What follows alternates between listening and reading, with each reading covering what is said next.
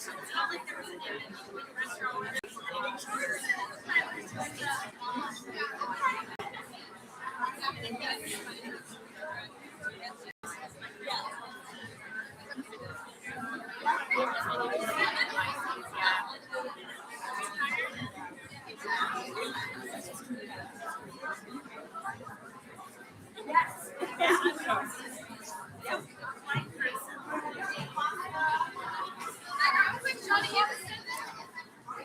all the action starts?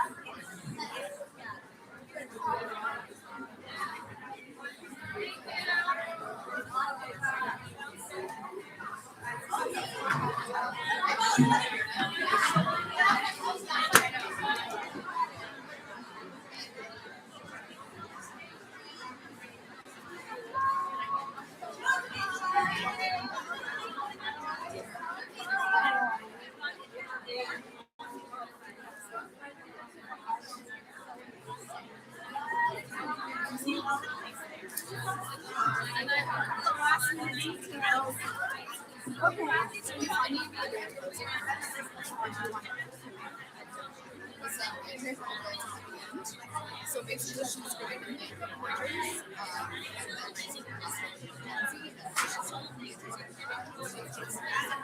As long as you're fine.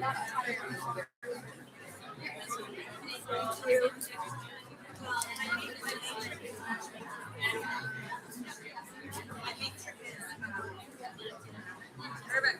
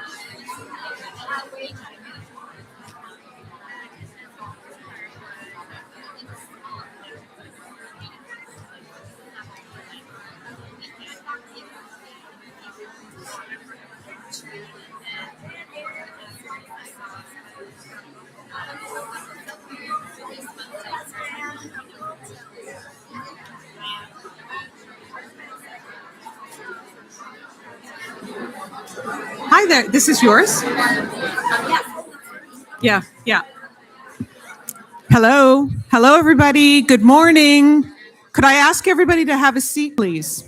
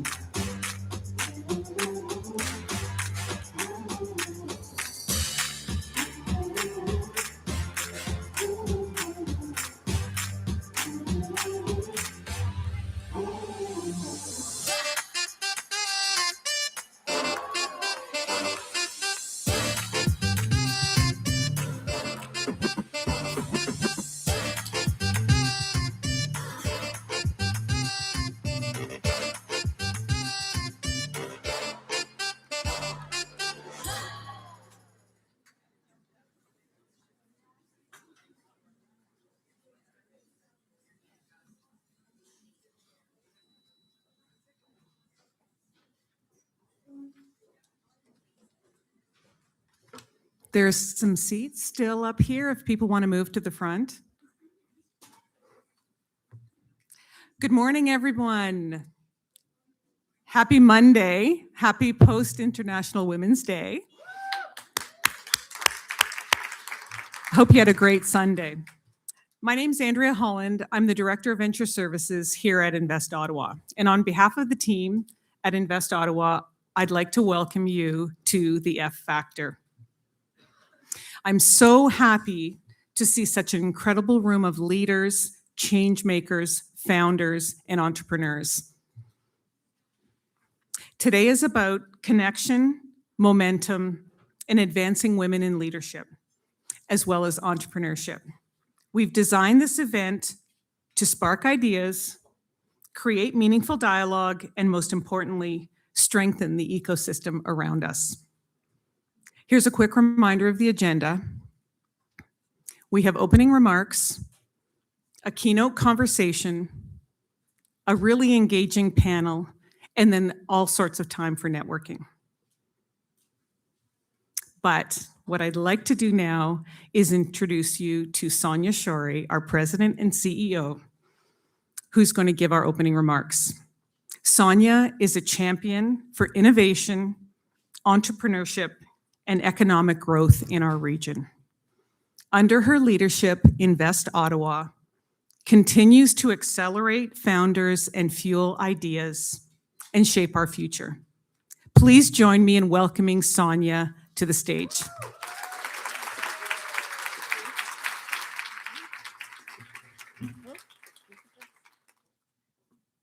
Good morning, everyone. I am first going to acknowledge that the land on which we are gathering today is the traditional unceded and unsurrendered territory of the Algonquin Anishinaabe people. We are very grateful to have the opportunity to be present in this territory and come together as a collaborative community. Further, I want to respect and affirm the inherent and treaty rights of all Indigenous peoples across this land. We recognize the contribution of Métis, Inuit, and all Indigenous peoples have and continue to make, both in shaping and strengthening this community and our country as a whole.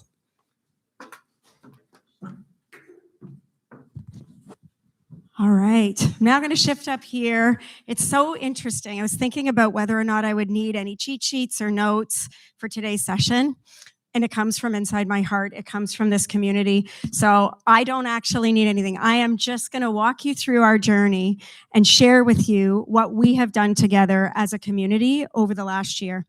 I'm going to bring you back seven or 8 years ago, 2018. We gathered right in this foundry with 100 women, entrepreneurs and founders from across Ottawa. And they were angry and they were hurt because they didn't see themselves inside Invest Ottawa. They didn't see themselves in our community. They didn't see themselves in our leadership team, in our governance structure, in our client base, and they did not feel they had a place of belonging. And that was something that was simply unacceptable. We were a brand new leadership team at that time. We were developing our strategic plan, and we made an economy that works for everyone, the heart of DE&I, a core foundation on which we built that strategic plan.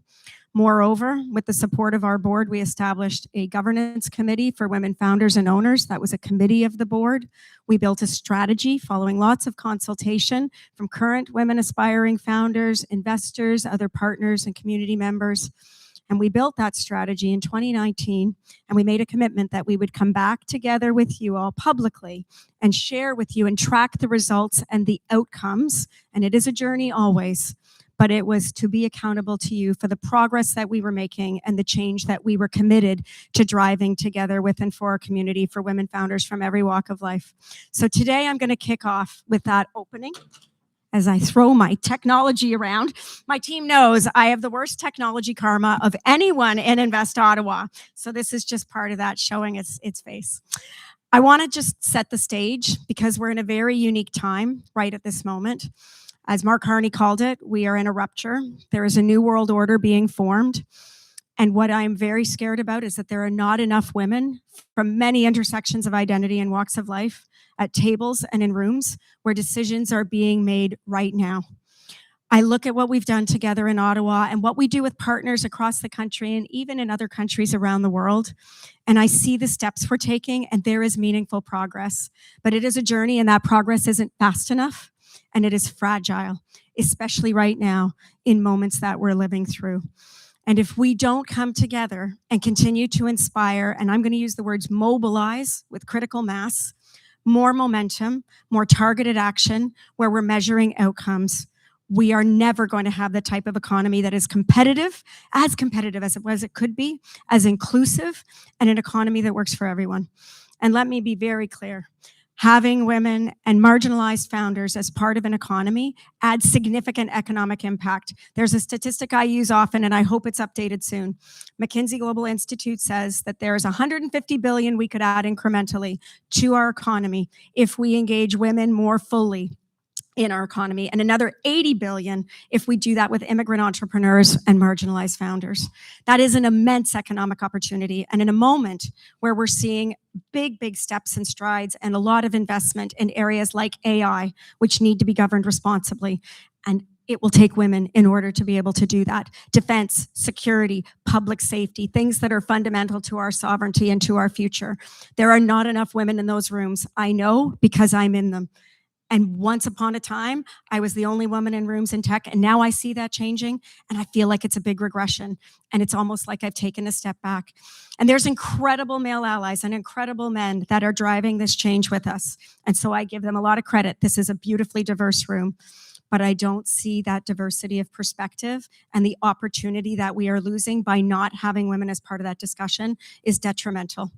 The last thing I'm going to say before we launch into our progress as a community is there is going to be a very big shift in wealth transfer in 2030 and 2048. There is going to be trillions of dollars that shift into the hands of women around the world.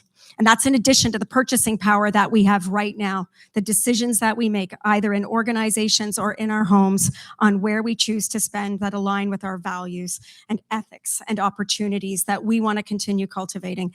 Every step makes a difference. That shift in wealth is something that many leaders across our community and across this country are starting to come together on. And I will be back to you all because there will be targeted opportunities that we are pursuing to help drive that forward.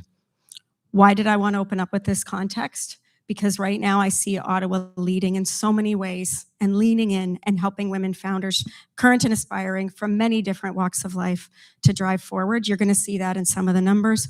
And this doesn't reflect all the other steps being taken in amazing organizations that are here today. We have to be a role model for the world. We have to help other communities mobilize. We have to share our lessons learned so that in Canada we can say we're not just leading in Canada's capital, we're leading as a country. How many folks today are from Ottawa? Hands, just so I can see who's in the room. Okay, lots of folks. Who's here from outside of Ottawa today? Wonderful, welcome. Thank you for being present. We hope that you will take some of the insight and the inspiration that comes from everyone in this room, not just the speakers on this stage, and bring them back into your communities. All right, I have to begin by saying nothing we do here at Invest Ottawa with and for all of you happens without tremendous support from our public investors, the City of Ottawa, the Province of Ontario, and the Government of Canada, including FedDev Ontario, D&D, Transport Canada, ISED. We are very fortunate to have a lot of champions at all three levels of government that are demonstrating unwavering support every single day to founders, including to women founders. We could not do this without them. And that is, of course, complemented by incredible private sector support. And you're going to see some of our private sector champions here today. It takes an ecosystem, it takes a village. I firmly believe that. I just mentioned to you that as part of our journey way back in the 2019 era that we established a Women Founders and Owners Subcommittee of the board. This was with intention, looking for diverse champions who shared our value from different walks of life, who could bring different perspectives. The leaders that you see here dedicate time, they lean in.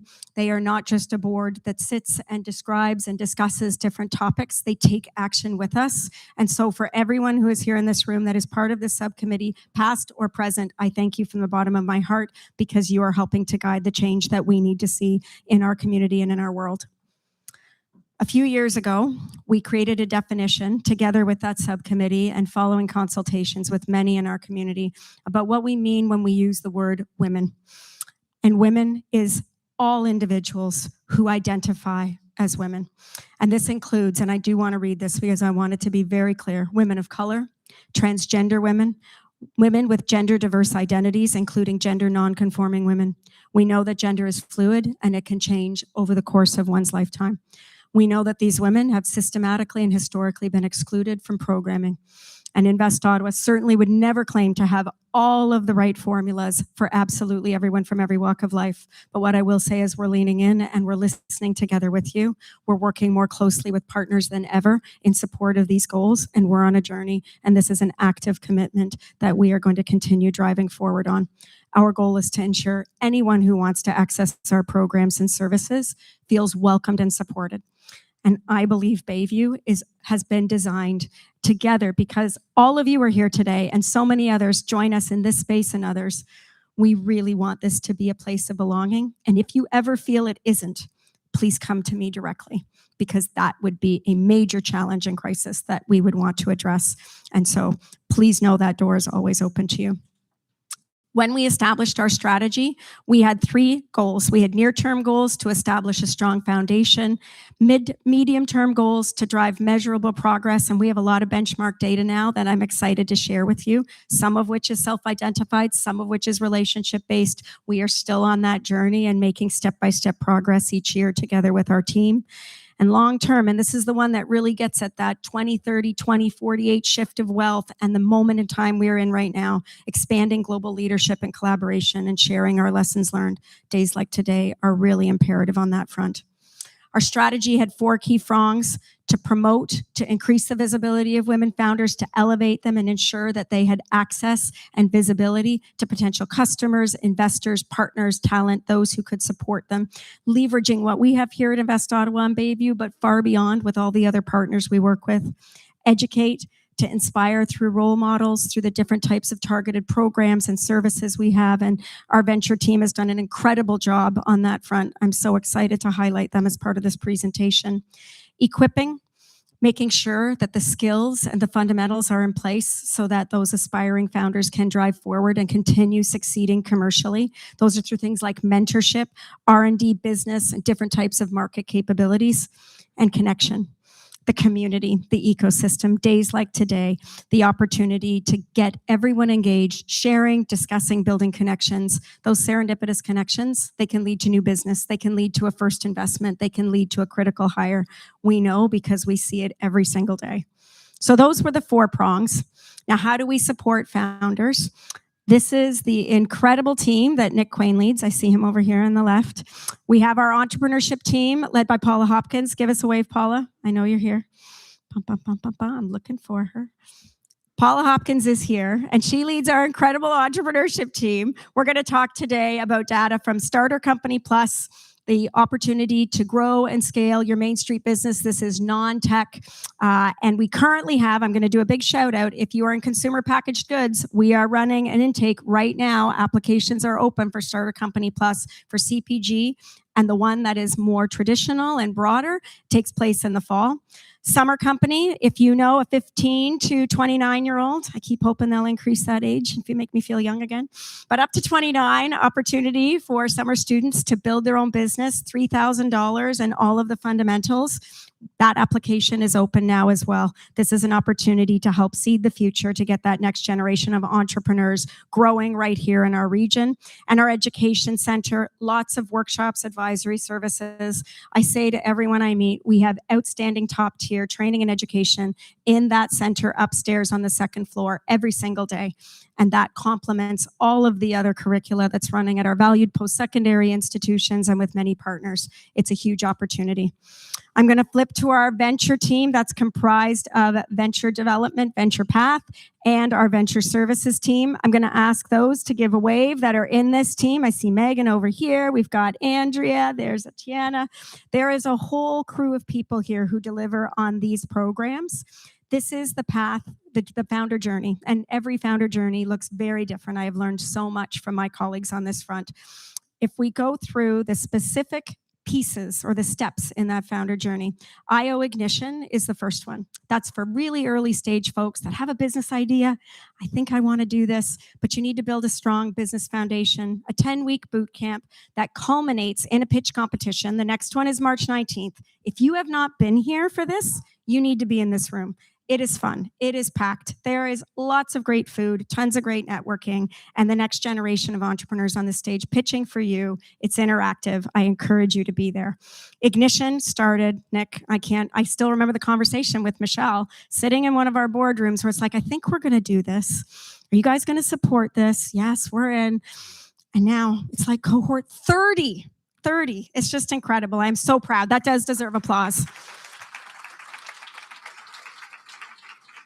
And I'm grateful we have a venture team that believes in planting the seeds to make sure that we have pipelines and generations of entrepreneurs to come in this city. IO Accelerator, Meg, product market fit, 100,000 in revenue, opportunity for a milestone-based, really structured program where you get access to top-tier advisors, and it's all about driving and accelerating that growth and business development. You're going to see some really exciting progress in that particular stage of our venture path. Flex, I call this choose your own adventure, and it's an opportunity. If you're a serial entrepreneur or you're not looking exactly for a milestone-based program, you can be part of an enterprising community, get access to all kinds of perks and discounts from different partners, and access to our early stage advisors. That is an incredible growing community. And then scale up, 2 million in revenue, looking for that tipping point that's going to help accelerate you on the path to 100 million, supported deeply by FedDev Ontario, together with Mars and Communitech, something very special and impactful, 7 or 8 years in now. and incredible progress that we are seeing there. And it's all about building more $100 million anchor tech companies that have deep roots.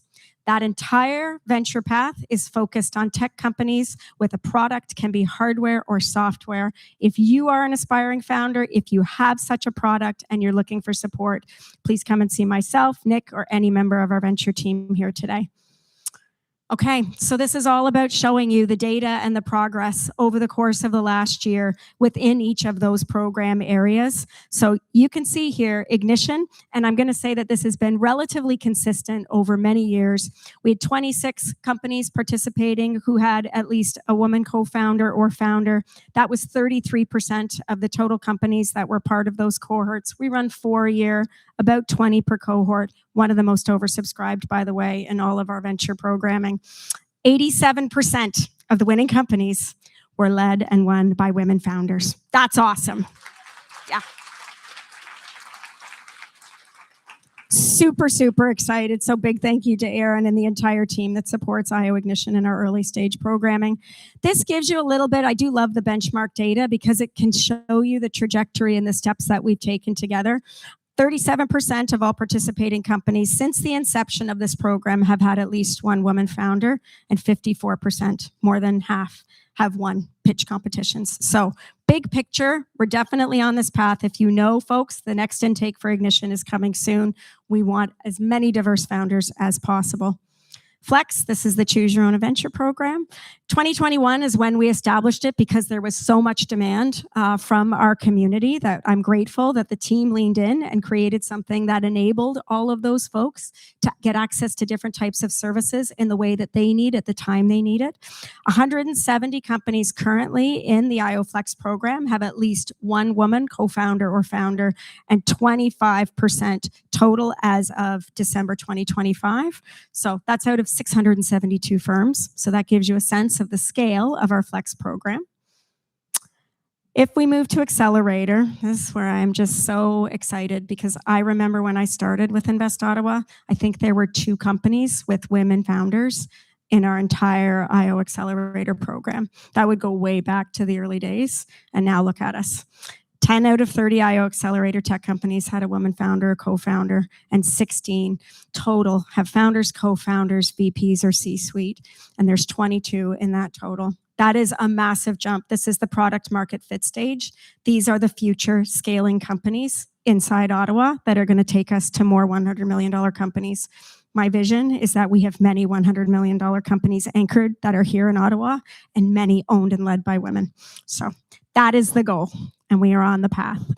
This is a great series of benchmark data where you can see from 2021 through to 2025, the trajectory, starting off in 2021 at 29% and then steadily keeping it right around that 50% mark. Of course, we're looking to see that continue to grow because we know companies that have mixed leadership teams that are led by women have very, very strong productivity, performance, competitiveness. They perform exceptionally well, and mixed teams perform better than those that are more uniform. That is research driven. So we are definitely invested in this, and I'm thrilled to see this series of outcomes. Scale Up, supported by FedDev Ontario. We have 91 companies that have at least one co-founder, C-suite, or VP as of December 2025. Where we have a very long way to go, and we talk a lot about this inside our organization, is the number of founders, and that's only at 15%. So women co-founders and founders of scaling companies at that 2 million and up, we definitely have more work to do. And the part that I want to emphasize is that IO Accelerator, that's where they're going to come from. They are on that path. And not everyone will succeed. There are lots of twists, turns, and pivots. But I will say that I am really encouraged and very hopeful by that. But if you look big picture at the number of women in leadership at that VP, C-suite, and founder level, 73%. That's a huge jump. And that's been relatively consistent. Thank you. Very grateful to our entire Venture Path team for driving forward on these goals. And of course, the benchmark data, again, you're going to see that we have hovered generally between 63% and 73% over the last 3 to 4 years. And so this program got kicked off in 2019, and we started tracking this data a little bit later. I am encouraged by this, and we need to keep cultivating that big part of the pipeline, and I'm confident in what we're doing together. This is a really exciting new addition to my presentation. Invest Ottawa has been doing microgrants and funding for founders. We distributed 39 microgrants over the course of the last year at almost 400,000. 14 of those grants went to companies with at least one woman founder, and that's 36% of total awards.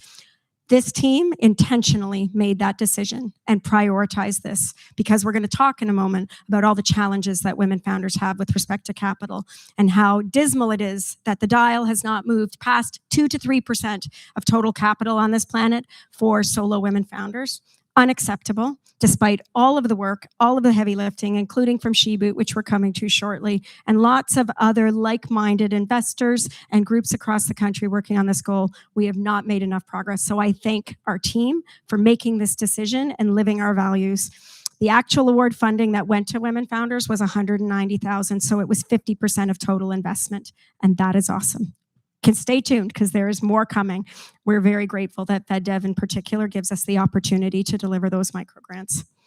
We're going to shift to our entrepreneurship team, Starter Company Plus, one of the most oversubscribed in our entrepreneurship team. We are consistently lobbying the province to say, we need more. We have an incredible pipeline. There's a lot of Main Street founders doing incredible things in our region.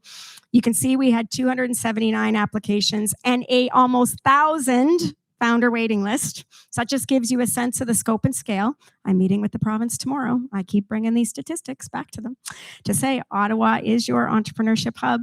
In terms of participants, 60% of our cohort self-identified as women, and that was self-identified. So that's really, really important data. That's 23 out of 38 participants. 23 were the expected grant recipients self-identified as women, and that's a total of $115,000 awarded to date. There are $5,000 grants that are allocated as part of this program, and there's more to come because, of course, it's a milestone-based programming. That funding makes a huge difference. We, of course, want to see more, but this is a really important part of growth and success. And then if you take a peek at the overall trajectory from 2020 all the way up to 2025, we had a really big year where we had a lot of women founders in 2023 at 81%. The year before, it was significantly lower, so we leaned in, and there was a lot of targeted action and marketing and outreach, and now we're hovering at about 60%. We definitely want to encourage because there are so many amazing women, particularly from many different backgrounds in this community. This is the team, and this is the businesses. These are the businesses that really anchor our quality of life. Why do we love being in Ottawa? There's a lot of economic opportunity. We can grow a great career, but we can create an even better life. And we were just ranked in the Globe and Mail as having the top quality of life, the most livable city in all of Canada this year. Yeah. And one of the reasons I have made Ottawa my home is because of all of the incredible opportunities that this gives us, including all the Main Street businesses that create moments, that create memories, that know my name, that make that relationship, that create a sense of belonging that we wouldn't get if these businesses weren't here. So this is a call out to support local. And please, wherever you are in our great city, there are incredible Main Street founders everywhere. I know because this cohort every year is full of some of them, and there are so many others supported by Ecobia, the BIAs. I know Michelle is here in the room. There we are, right? It is all a very big team effort when it comes to our economy and these incredible founders. Summer Company Program. These are the high school students, that 15 to 29, that are building and that are doing all kinds of incredible companies over the course of their summer break. 162 applications, another oversubscribed program. 11 participants out of 29 self-identified as women. That's about 37%. And 34% received grants. They get $3,000. Again, a call out if you know students, particularly young women, different walks of life. We want to hear from them. Open now. SheBoot. I'm looking for Jennifer and Julia. They're both in the audience. There's Jennifer and there's Julia. Co-founders of SheBoot, an incredible program that's designed to get women more capital that are tech enabled to help them grow and succeed. And one of the critical ways we do that is by getting more women to invest. When more women are investing, more women get funded. It's shown. And I remember in the early days, on the heels of some very difficult times in 2019, we came together in Jennifer's living room with 10 or 20 women that were really invested in helping women founders get access to capital. And of course, we had no money. This program wasn't funded. And Invest Ottawa and the Capital Angel Network leaned in. and I'm very grateful to everyone in this room that was a part of that. We had all kinds of volunteer mentors, ghost board members, and 10 women put $10,000 in and said, I want to make sure that we create a pitch competition where that capital goes to winning women founders. And that was the start. That was the start. And look at SheBoot now. 3 years ago, we evolved into a national nonprofit corporation with critical support from NRCI rep and a host of other sponsors along the way. 55 women angels total, 78 graduates, 1.6 million invested from the women angels who have come along, and that has grown to 30 women angels per year, and more than 50 million in follow-on funding for those women founders. And there is more to come, more to come. And I'm going to highlight something very special. The women that have been part of these last 3 cohorts, there's women founders from Ottawa, including Anya Gertz, who won our 3rd place prize this year. They self-identify 50% as from diverse backgrounds and marginalized communities. Women in tech and tech-enabled, 50%. That is unheard of. And so I know that together, my friends, including so many in this room that have supported this journey, we have done something very special, and we absolutely need to keep on this path. Applications opening April 1st. So if you are a woman tech founder, if you have a product and you've got some market traction, you've not had investment, Katie Leclerc is the executive director of SheBoot. We want to hear from you. We typically have anywhere from 150 to 200 applications. We want great, strong participation from Ottawa. That is always one of our goals here at IO. So please, referrals are welcome. I'm going to wrap up with our overview of governance, corporate culture, leadership. It all starts inside. If we're not living the values that I'm describing to you right now, nothing is real, it's not authentic, and there's no true impact. So we knew that we needed to look at this very, very carefully.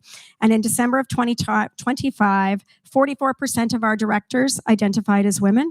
It's important to note, we have 5 acclaimed seats. We have all the post-secondary presidents on our board, which is a great privilege. We don't have the opportunity to influence those seats. The universities and the colleges, of course, select those. And then we have our mayor, who is the co-chair alongside our industry co-chair. So this is something that we actively work on, particularly with the open seats where we do active recruiting, and we will be recruiting for new directors this year. The IO team, 68% of our employees identify as women. And at the IO executive level, so that's VP and me, 60%. We are hiring one more VP to come, but right now it's 60%. And 43% of Invest Ottawa advisors identified as women. This is a massive jump from 2017, where 10% identified as women. Massive, and that's with intention.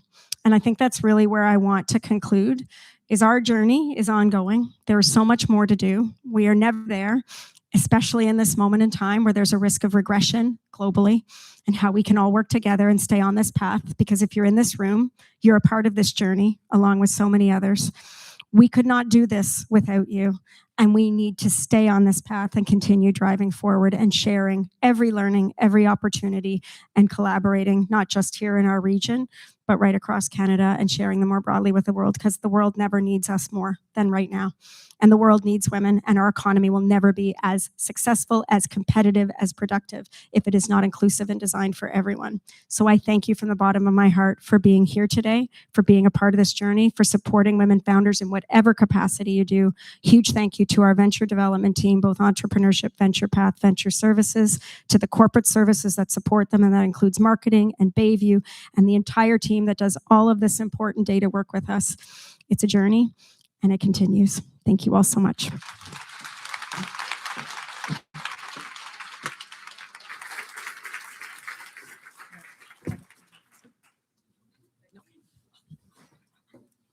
you want this? Yeah, see? She's also got really good balance. Really good balance. Really good balance. Thank you so much, Sonia. Can we give Sonia one more hand? She put that together. That's an amazing group of statistics. All right, now it's on to our keynote speaker. I'd like to introduce Tara Akavan. who's here today from Montreal. She drove in this morning, one of our visitors from outside of Ottawa. Tara is a multi-time founder, AI innovator, and visionary leader who's built and scaled transformative companies. She's known for pushing boundaries in technology while advocating for women founders and inclusive leadership in the AI era. Tara is currently the CEO of AI for Eyes. I'd also like to welcome Rebecca Tessier, who is joining in conversation with her. Rebecca is the VP of Data and AI at Wave and a respected leader and strategic voice in our ecosystem. She brings thoughtful perspective and a strong commitment to advancing founders in their journey. Rebecca is also an AI advisor with Invest Ottawa. Please join me in welcoming Tara and Rebecca.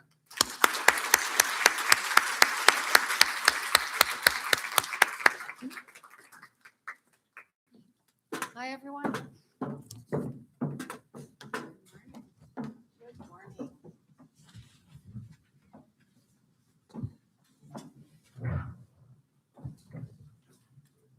Okay, can you hear me all right? Good.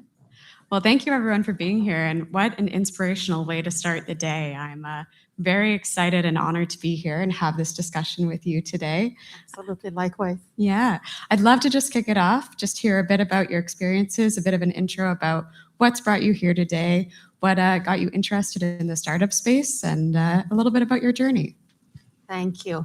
Hi, everyone. Good morning. Pleasure to be here. I cannot wait to hear your stories and talk to you a bit over the break. Before I talk about myself, I just need to highlight something Sonia said that really, all the stat, of course, I'm very proud of it. I'll talk about the fact that 10 years ago, before 2019 changes, when Invest Ottawa was probably at the earlier stage, with my past startup, I was part of Invest Ottawa.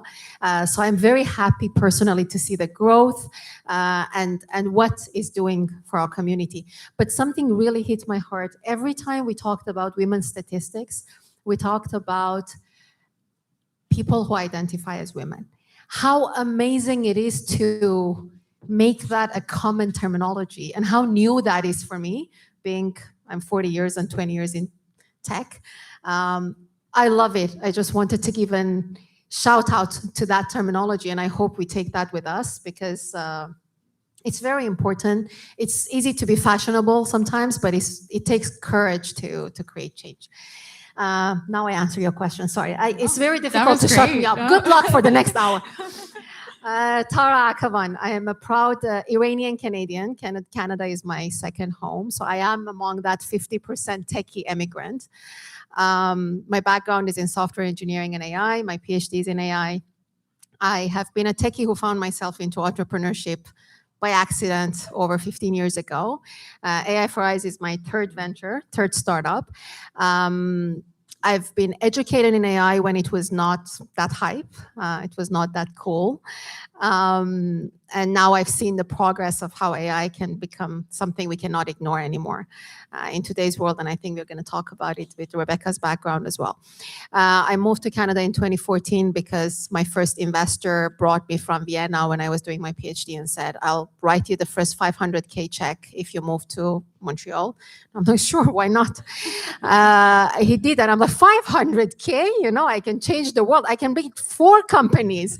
Yeah, 9 months that money lasted us. And then I did a Series A and Series B, and then I exited that company in 2020, first week of COVID. When I was technically on maternity leave, I sold my startup to a big corporation out of France called Forvia. And then between 2020 to 2025, I joined this big public corporation in automotive, 33 billion in revenue, 150,000 employees. So going from a startup of 35 people, very family-friendly environment, to a public company, that every word that we were communicating with the industry had to be like vetted with our public affairs team. And I'm not used to it. You will see today I share a lot, I talk a lot. So 5 years of staying in the big corporation, I moved to France and just moved back last year, back to Canada. Canada is home because of everything Sonia talked about, how open, how amazing the people can be, and how much we are sitting on in terms of potential that has not been activated yet. So I do have a big passion for Canadian startups and Canadian ecosystem. I'm back as of last year as CEO of AI for Eyes. I'm like the third co-founder this time joining the company. I'm not the main founder with the idea. Enjoying to be back in the ecosystem that I was away from for 5 years or so. And looking forward to this chat. Oh, yeah. Thank you so much for sharing that. And again, it's such a breadth of experience across so many industries and so many fields. But I think one piece I find so interesting is, being in the startup ecosystem back in 2015, and now you're back again, and how much the world has changed. Can you talk a bit about how the startup ecosystem has changed from when you're first founding companies to what it feels like today? So we are starting on the hardcore statistical stuff. We're getting right into it. Yeah, let's get ready for this. Statistically, unfortunately, statistics are not backing us there. I would love to say we have progressed because we had all these amazing movements, right? But just statistically, Canada was producing 4.5% of high potential startups. If you look at the definition, there's a definition for high potential. Back in 2015 and in 2024, end of 24, so you can say 25, decade later, the statistics is saying 1.5%. So we went from 4.5% globally number of high potential startups to 1.5% globally. During this decade, the gap with the US increased as well. So we went from being 11 times behind US to being 45 times behind US. And then what happened, and this is just statistics that we can find, it's a bit sad, but then I'm very happy, communities like IO exist that can push the boundaries in a very courageous way in an environment that is not necessarily the norm to do anymore, because we have been much more risk averse globally. I'll talk about it a bit. So that's my personal experience, matches that trend. And then I have another piece to add again about my personal experience, which is post-COVID-20, I moved because of the acquisition of my company to France. When I moved to France, I went as an expert of startups and ecosystem, and venture capital is a bit more advanced in Canada compared to France. And when I moved back, I feel like France advanced much more. So we have the comparisons with the US because that's how we usually compare with our neighbor when you look at the statistics. But my personal experience says that Singapore, Israel, France, Germany, there are a lot of other companies who moved faster during the same period. And when I came back, I do feel the network is there, the community is there, but I do feel like we've become a little bit more shy, a little bit more conservative. So that's just the trend, and my personal experience follows that, which leaves a lot of room for what we're doing here and why we are here. Yeah, I think just to follow up on that, if you were to design what would help drive that startup ecosystem in Canada, what would that look like for you? How would you like to see that system evolve over the next Invest few years? Ottawa in every province and every city, probably. We don't have Invest Montreal, we don't have Invest Toronto, so you need to franchise this. But really joking aside, the community, because startups are difficult. The stats are against us. It's 80% to 90% risk of failure. And what in life push us through when statistics are against us? We are women giving birth, growing a child. It's always the village. So it's the community that push us through. And, this whole individualism that post-COVID became a little bit more of a, I can figure it out. I can invest for myself. I can take care of my economics. I can take care of this. That is probably not the way, right? If we go through difficulties, I wanted to say a bad word, sorry. I need to self-censor. When I stop, it's because I'm self-censoring, replacing the words with a publicly appropriate word. When we go through difficulties, we do need such communities. And then the fact that, yes, there is a lot of uncertainty in the world, but if we do not take calculated risk as companies, as government, there is no reward. we would stay in that mediocre 3% to 5%, which is not what makes an economy and a company successful. It's that risk that we take and the award we have because of that. So that's exactly what we need, a bit courage over comfort, a bit more than before. No, thank you for sharing that. And I really like that piece you bring up about community. And I think it feeds really well into, some of the conversations and discussions we're having today about mentorship and building that community. Can you talk a bit about what that community has looked like for you through mentorship and through your network as you've grown your career? Absolutely. So first of all, I've done everything possibly wrong. So there's a lot of lessons learned I can miss. If I made it as an immigrant with no money, with no clue of what startups are, then I'm sure everybody else can do it. So there's a lot of lessons learned. I usually like, this first pitch off, I've done this and that and that and that for everybody looks super nice. But when you kind of peel the onion, all the, again, an appropriate word, all the real stories come out and all the failures. So I've failed a lot of it just by the nature of, I come from a geography that brings a lot of strings to it.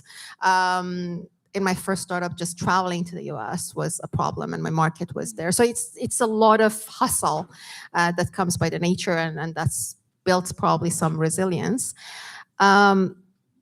So there's a lot of lessons learned. I just wanted to put this in that is all the failure that we can also talk about today. It's not, it was not all glorified. I forgot the question. I'm sorry.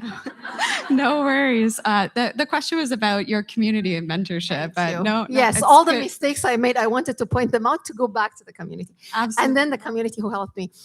We briefly talked about it in the prep. That seems like I forgot.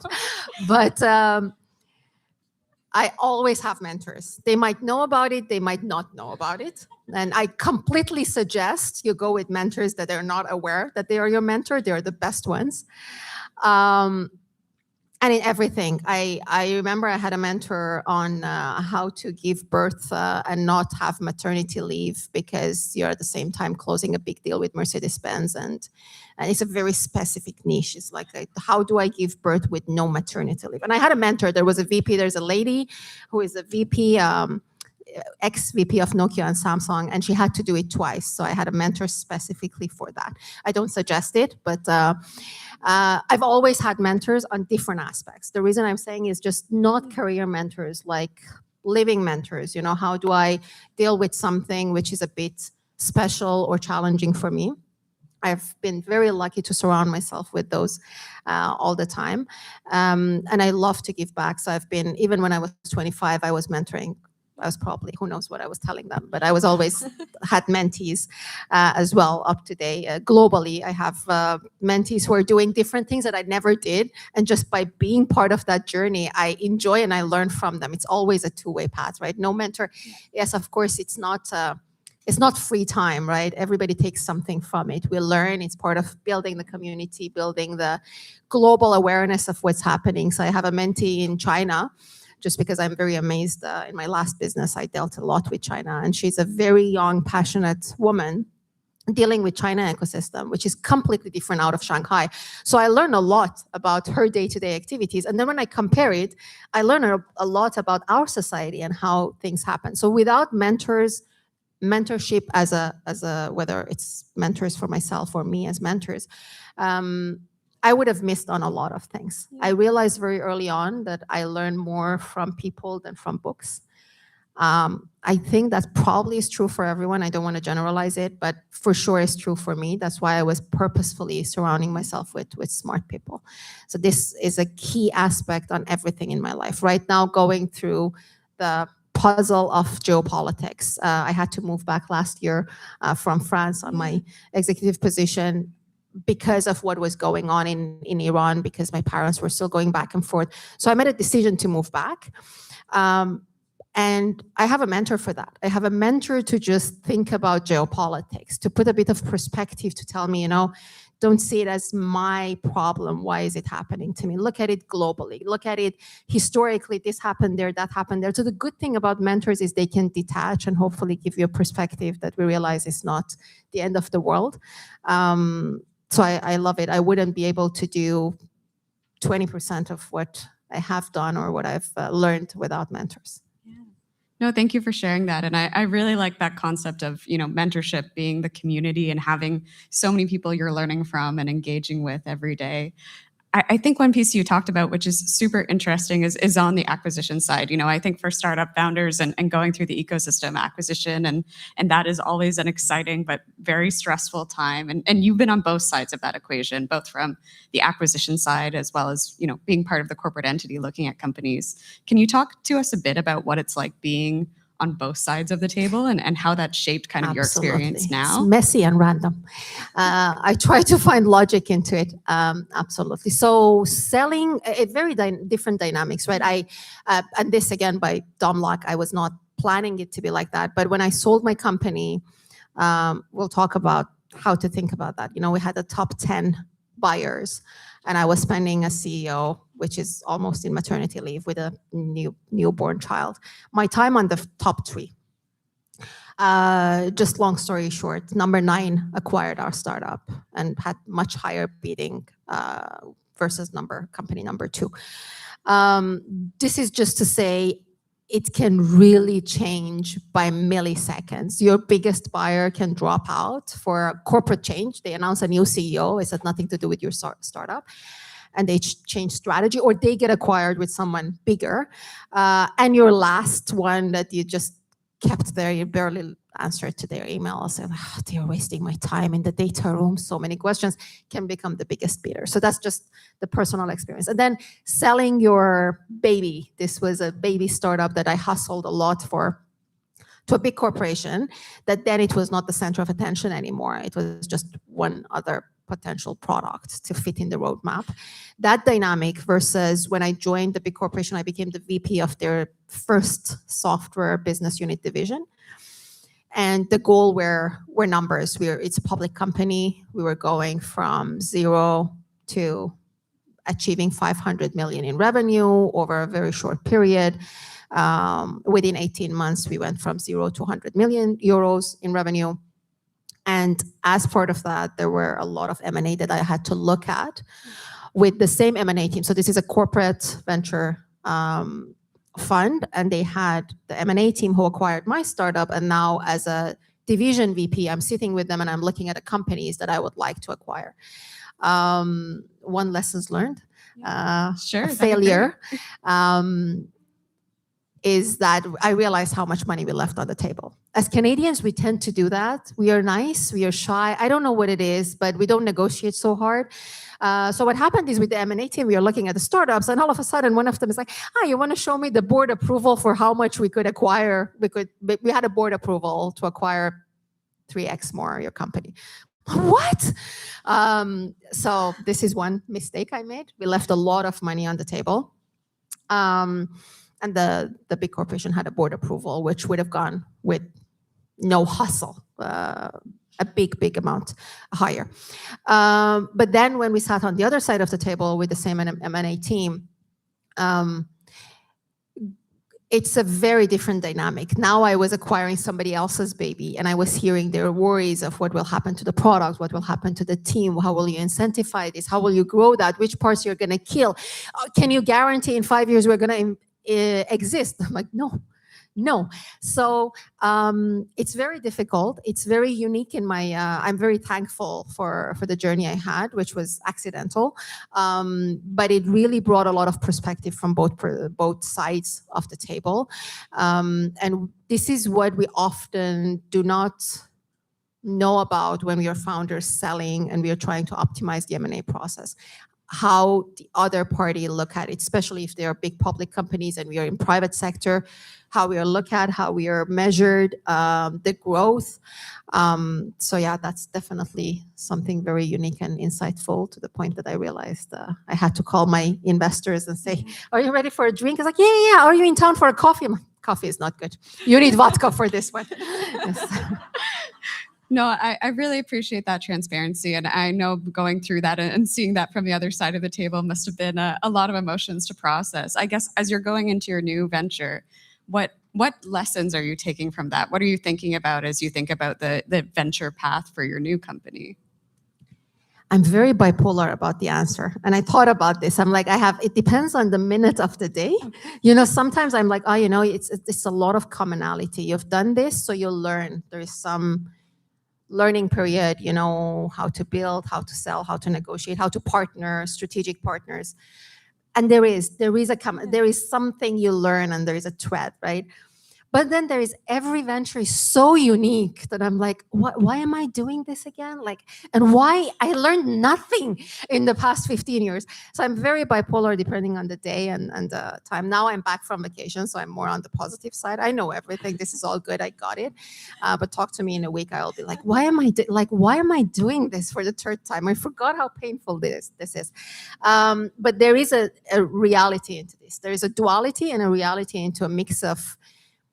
There are things that we can learn. We can learn to negotiate better. We can learn to find the right partner, the more strategic growth, have a better board and governance around it. So these are absolutely things that I've learned, some of them the hard way.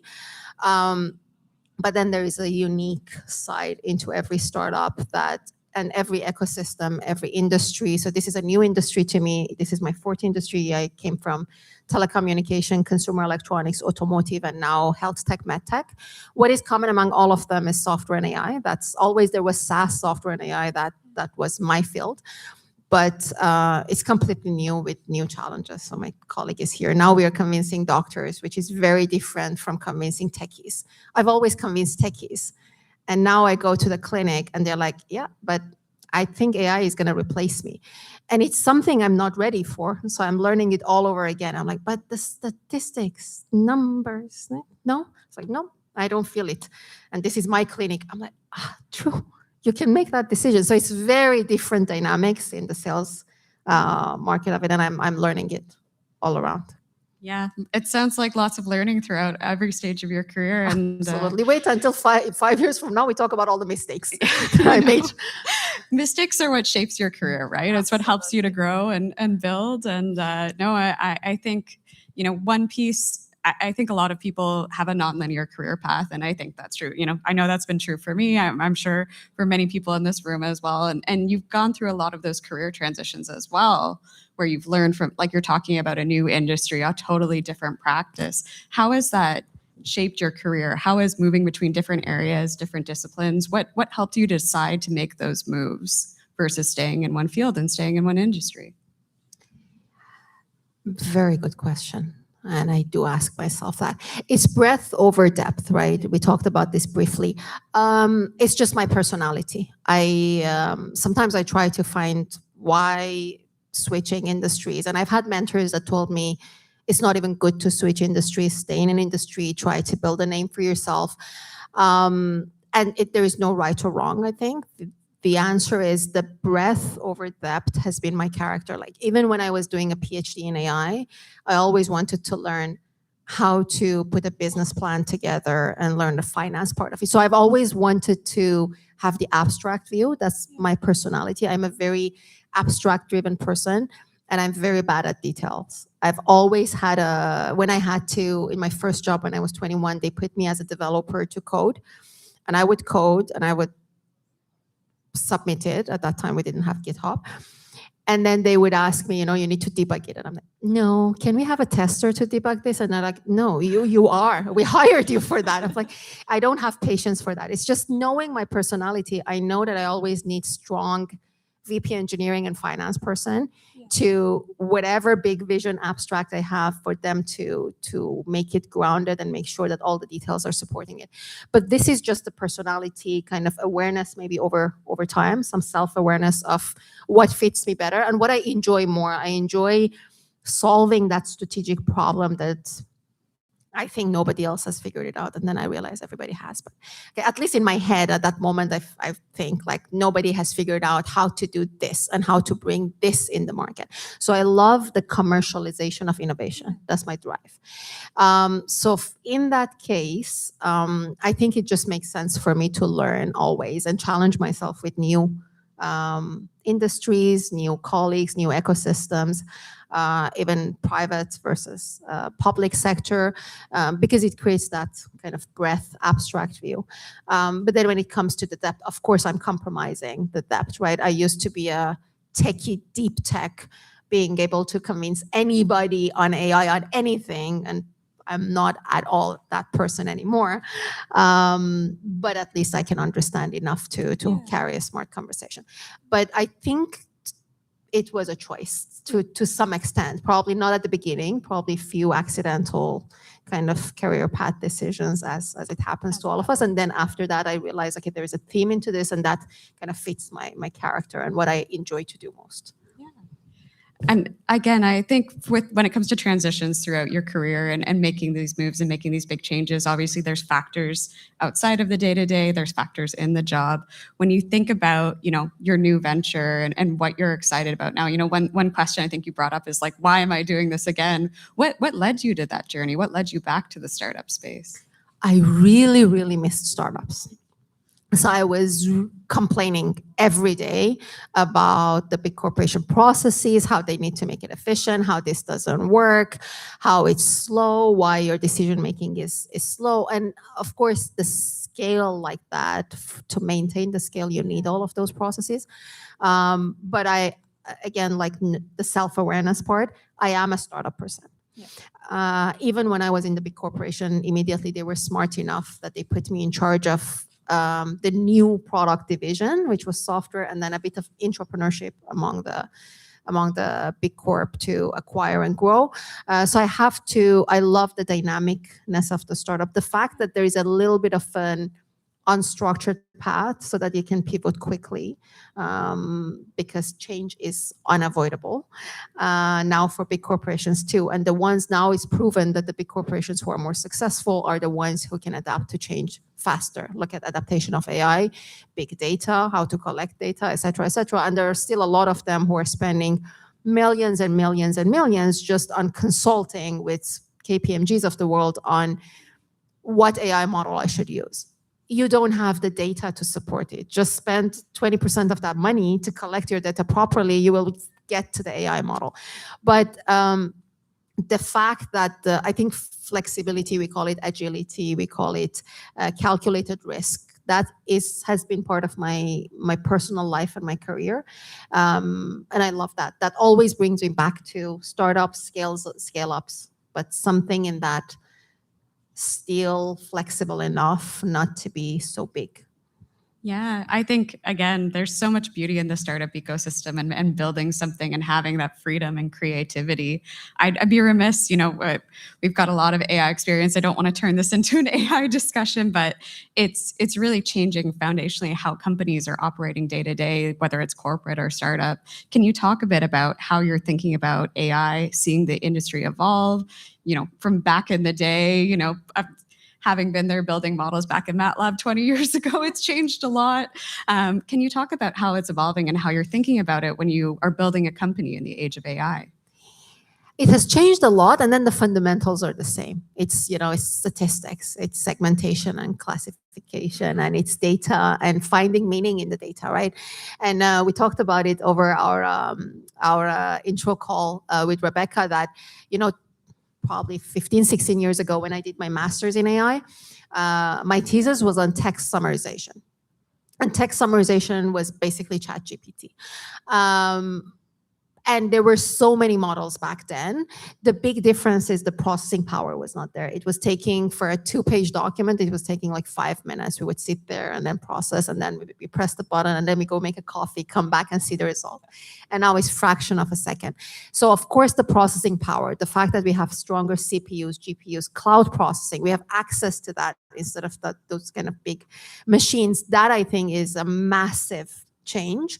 Absolutely, we should leverage it. And then comes all the tools and the models. The models themselves have become from neural network to deep learning, deep network, which is again having multiple layers, more layers to manage complex problems, but the fundamentals are still the same. So I love this. I love the fact that the fundamentals are the same. There is the same logic and statistic or pattern recognition depth, and then everything around it, it's like the ecosystem of AI. It's like the processing power of the AI, the data collection of the AI, the using of AI, the acceptance of the AI. So this is the power of the community over the academic thing, right? And this has massively changed. I think if today we are not embracing AI, we should have FOMO, because it doesn't mean that everybody needs to be an expert in AI, but we need to understand what can be very efficiently done. Otherwise, we lose the competitive advantageness. Which is, again, being into a market that has more of a tech unsavvy audience to it. I realize how the guards can be up, but we need that evangelism. And you had some statistics about women, I think, too. Yeah, so there's statistics that women are 25% less likely to adopt AI tools on average. So I guess I'd love to hear your perspectives just on how we can, encourage and evangelize more women to get involved, whether it's AI tools or the AI space, and really grow that representation. I understand the fear of unknown, right? The fear of unknown, this is going to take over my job. A lot of those that we hear. You and I, we talked about this, and I said, I really don't know what is the answer. Is AI going to replace 50% of the job market in 10 years or whatever the statistics are? I don't know, but I do not believe so. So we talked about it. Can we share our personal opinion, right? Which could be not necessarily what is the trend today, but because of knowing the fundamental of AI, knowing how it relies on data, I do not believe we should be afraid of it, even if. So let's first say how logically we shouldn't have fear of using it, because it's an optimization. It's we women, we love optimization more than anybody. We know how to juggle. We know how to have 5 kids and 3 jobs and a husband and parents to take care of and meals and dealing. So we know better than anyone how efficiency can help the day-to-day. So that's just another tool or way of using that. But even if we had the fear and it's unknown, it's overwhelming, even for me. It's 500 different tools out there. I'm like, just summarize this meeting. Do you want to, and Vanessa is here, we're colleagues, so she's very good at finding all these tools. And I get really overwhelmed. Should we use this or that? And now it's Claude, and then it was this, and then Firefly. I don't care. Just summarize the meeting into 3 sentences and an executive summary. So taking that overwhelming part out of it and just go with the goal, which is efficiency, I think is one step to help us. And the second one is, even if we are afraid of it, what is the answer to fear? Just courage over comfort. We go head in. As women, we do this best, right? You're afraid of this. This is unknown. You need to give birth to a 4.5 kilo, 9.5 pound, if you measure that.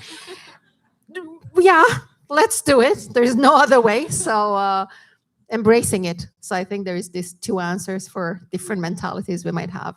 And I believe in that, not just in AI, like in anything else. Startups are worse than AI, believe me.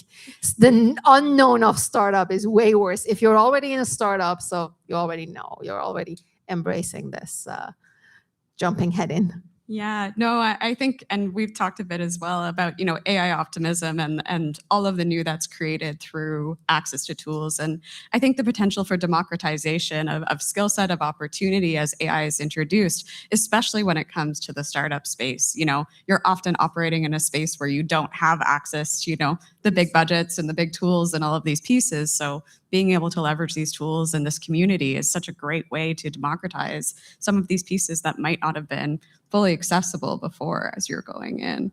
But it is foundational in the way that it's changing the future of work and how we're building. And, I'd love to talk a bit about, when you think about how the future of startups are evolving in Canada and the tech scene here, what are you seeing? What do you think is going to change in the next 10 years? Very good question. What's going to change? What I hope will change, which usually I think it does. Having those moments that something kind of, there's a nudge, there's an external nudge, there's a geopolitical nudge. I've lived it in my life. and I've benefited from those kind of little pushes. I think our neighbor did that to us. And sometimes it feels like, oh, they're my enemy, but I think it's the best thing that can happen, because just in a bigger picture way, Canada being a little bit less dependent on any partner is good, because it put us more on our feet. And then I love this courage over comfort of Brené Brown. We were comfortable for a while. We had a go-to market. You ask every startup, what is your go-to market strategy? And it was always US. In my first startup, we did not have a US market. So we had to go to Europe, and then to Japan, and then to China. And it was an amazing journey. I don't know if it was the optimized journey, but just by nature of not being able to do the default business, we had to hustle, and then acquired by a French company. I really think this is a moment that will shift everything. Our mindsets, our community, again, coming back to, okay, now we seem to have a problem. Let's solve it. How can we solve it? In every level of it, our VCs, our startups, our ecosystem, our corporations, the fact that the CCPCs, naturally our startups were becoming, as a next step, either our growth funds were coming from US, so not only the product sales, but the growth stage was naturally a US investor. It was not a Canadian, so we would lose the Canadian ownership of the company very, very quickly, very easily, as just a path to market by default, not even thinking about it. And having like communities like Invest Ottawa, which is doing this in Ottawa, but then we need it in a bigger scale in the country, across the country, to think about how we, in every aspect of this ecosystem, founders, we have brilliant founders. We have very good mix of diversity. We are talking, you know how companies hustle to have such a diverse access to talent. We have that by the fact that we are Canadian, and we have done a very good job on immigration, talent immigration. We already have that base. Then we build, we support to some extent, and then we give it up, right? That has been the trend. And if something is changing that trend, good for us. I think I see the next 10 years challenging, encouraging, full of power of community, which is needed. A lot of looking back at ourselves and supporting ourselves, going back to the roots and our values as Canadians, why we let all these smart immigrants to come in, why we built such an ecosystem the way we built it, how open we are to gender diversity, how much asset we have that we haven't capitalized just because we had a default way to market. The default is blocked. Let's reinvent it. I love it. I think this is the right time for me to be back in this country and to this ecosystem. Challenging, but full of hope and energy, because I think everybody all of a sudden had to realize that, from our government to our venture capitalists to our executors, exec teams, founders, everybody. No, I think that's really inspirational. And when we think about the future, you know, I think one common theme you've talked about is really overcoming challenges and overcoming failure. Can you tell a bit about when you experience those failures, when you have those challenging moments, whether it's the acquisition or, you know, going through the many no's in your career and in the startup path, what helps you to move past those and learn from them and turn them into positives? Yes, the no's are difficult. 200. The ratio keeps increasing. 200 no's to a 1 yes. People. I'm a people person. And I thought about this question. I'm like, how can I give you statistics and something more? But at the end, it's the people. And I was just reflecting on it this morning while we were driving with Vanessa. She was driving me from Montreal. It's always the community and the people, because as I said at the very beginning, when shit hits the fan, I said it finally. I censored myself for 1 hour, and then I like just at the end, when difficulties happen, it's the community, and it's your trusted community. It's not that partner you have in Germany, which you have a transactional relationship with. It's the ones who believe in the company, the vision, you, in the worst times when the rest of the ecosystem is not believing in you. That's what you need to overcome. That's what we need, and then we forget about it. We build all these transactional relationships, we forget about the community, and then shit hits the fan, and we are like, let me go to this partner, but the partner has a financial relationship with me. It's not gonna, it's very different. So those who believed in you, whether it's your early stage early stage investor, or whether it's our mentor, or it's a network that we build, or it's just a team. When we went through the acquisition of Iris Tech, this is a story I need to share because it was an eye-opening a bit earlier in my career. That acquisition that I talked about, the number 9 that kind of overbid, and it was first week of COVID. I signed the deal on April 3rd, 2020.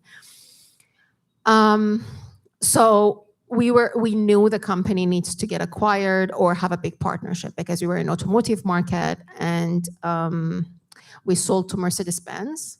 We have a team of 25 people that are completely sucked in by Mercedes-Benz.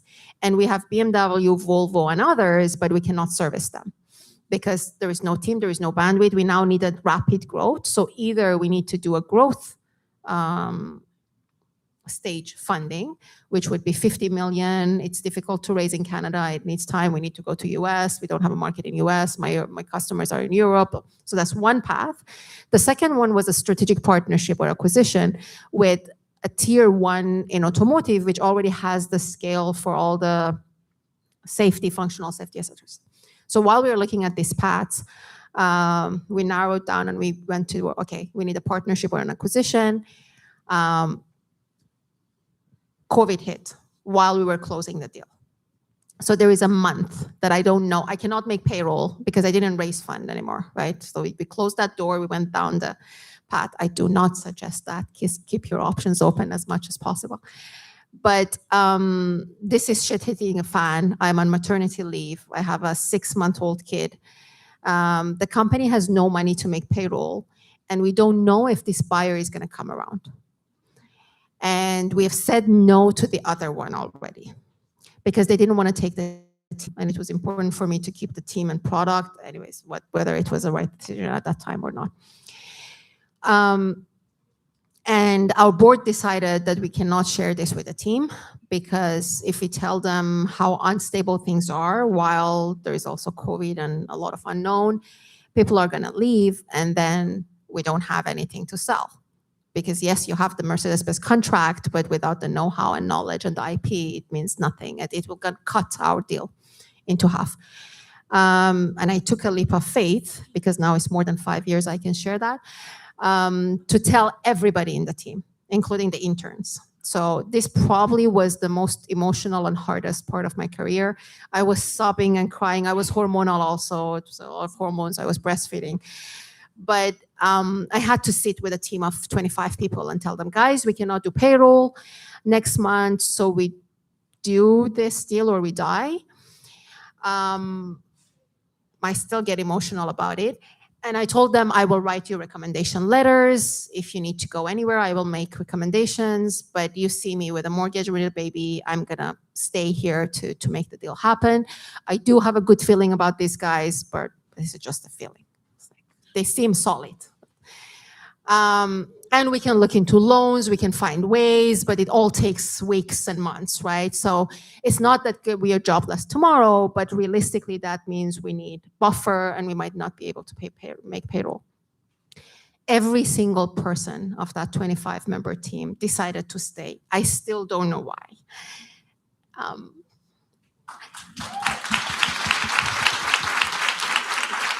Thank you. I've talked about this story probably 20 times, but yeah, I still get emotional. And every single one of them made money, including our interns.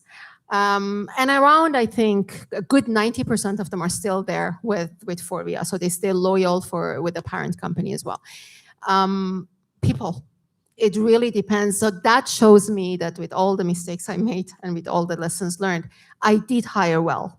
And that's one thing that I do. And a lot of the partners, a lot of the investors that I brought in were not the right fit for us. Naturally, you cannot hit it 100% right. But the team is very important. The team we build around ourselves is everything. We make the decisions with them. So that is probably my answer. People, always people. Thank you so much for sharing that and for being so open and transparent. I think it's such an inspiring journey, and I think we all see many of the reasons why those people would stay and support you and support your company and your vision. I know we're coming up on time, so I'd love to. I know we're going to pass over to questions in a bit, but I'd love to kind of finish off with just a question about, thinking back to your time and, back to 2015 when you started your first company. What's a message that you wish that had been shared with you, or you wish you knew that you'd like to share with, women who are considering or thinking about starting their own company today? I think I underestimated the power of the gut feeling. And, coming from AI and from a techie background, I always had these pros and cons and very logical. Even today, when I wanted to share things with you, I'm like, it should be less emotional. It should be more logical. I should push myself to bring up the real human part, which I think we are missing. I wish I knew a bit earlier to trust my gut feeling without hesitation, a bit more strongly, because it is an AI system. So our gut feeling is not just a feeling. It's our lessons learned and experiences in AI, in a black box that gives you, when something similar happens, give you the signal. And then with that, I maybe justify my gut feeling, as you can see. But and that's it. I wish I was, I had the courage and the trust to myself to self-doubt less, and then to trust my gut feeling, because a lot of those decisions on the wrong partners, et cetera, they looked good on paper, but I knew I had a feeling, and people told me people had a feeling, but also it was a feeling. So it was everybody's built-in AI, humanized AI system that was giving us signals that a lot of times I ignored. So I wish I was stronger on that, and I wish I knew that a bit. Do you think it's easier today to trust your gut? Yes, I'm getting older. This is so much easier. As with age, yes. Of course, age and experience and getting burned a few times. I think so. I think I'm getting better. Am I there or not? Like just a speech I made about this is AI, trust AI. I should have just said, trust your gut feeling. But the fact that I had to justify it, it's an AI system. It's statistically found and solid, and you need to trust it, shows that I still need to work on that. But yes, I'm much better at it. Okay, well, I think, do we have more time? Oh, questions. Okay, so we're going to do questions in the center. Okay, so if you do have a question, we've got a mic just up here at the front. Ask that people can come and line up. And again, we've got about 10, 15 minutes. So we'll try to have as many voices, as many questions as we can get through in the time. I'm hiding behind the pillar here. Hello. I'm Christine Harrison. I'm the founder of FocusForward.health. It's more of a comment and an observation around the 25% less adaptation from women. And I think just in the spirit of International Women's Day, we are living in a misogynistic, patriarchal world. So we're constantly fed messages that, we aren't as good as. So I really appreciate this conversation and the confidence that you exude, because that's how we absorb things as women, the connection, and we're wired for connection. This is really empowering. I just took so much of it, and I like to call it like my own unfounded confidence has taken me really far, but it's through these observations that we really grow together. So thank you so much for doing that and everything that you've done and sharing it. Thank you.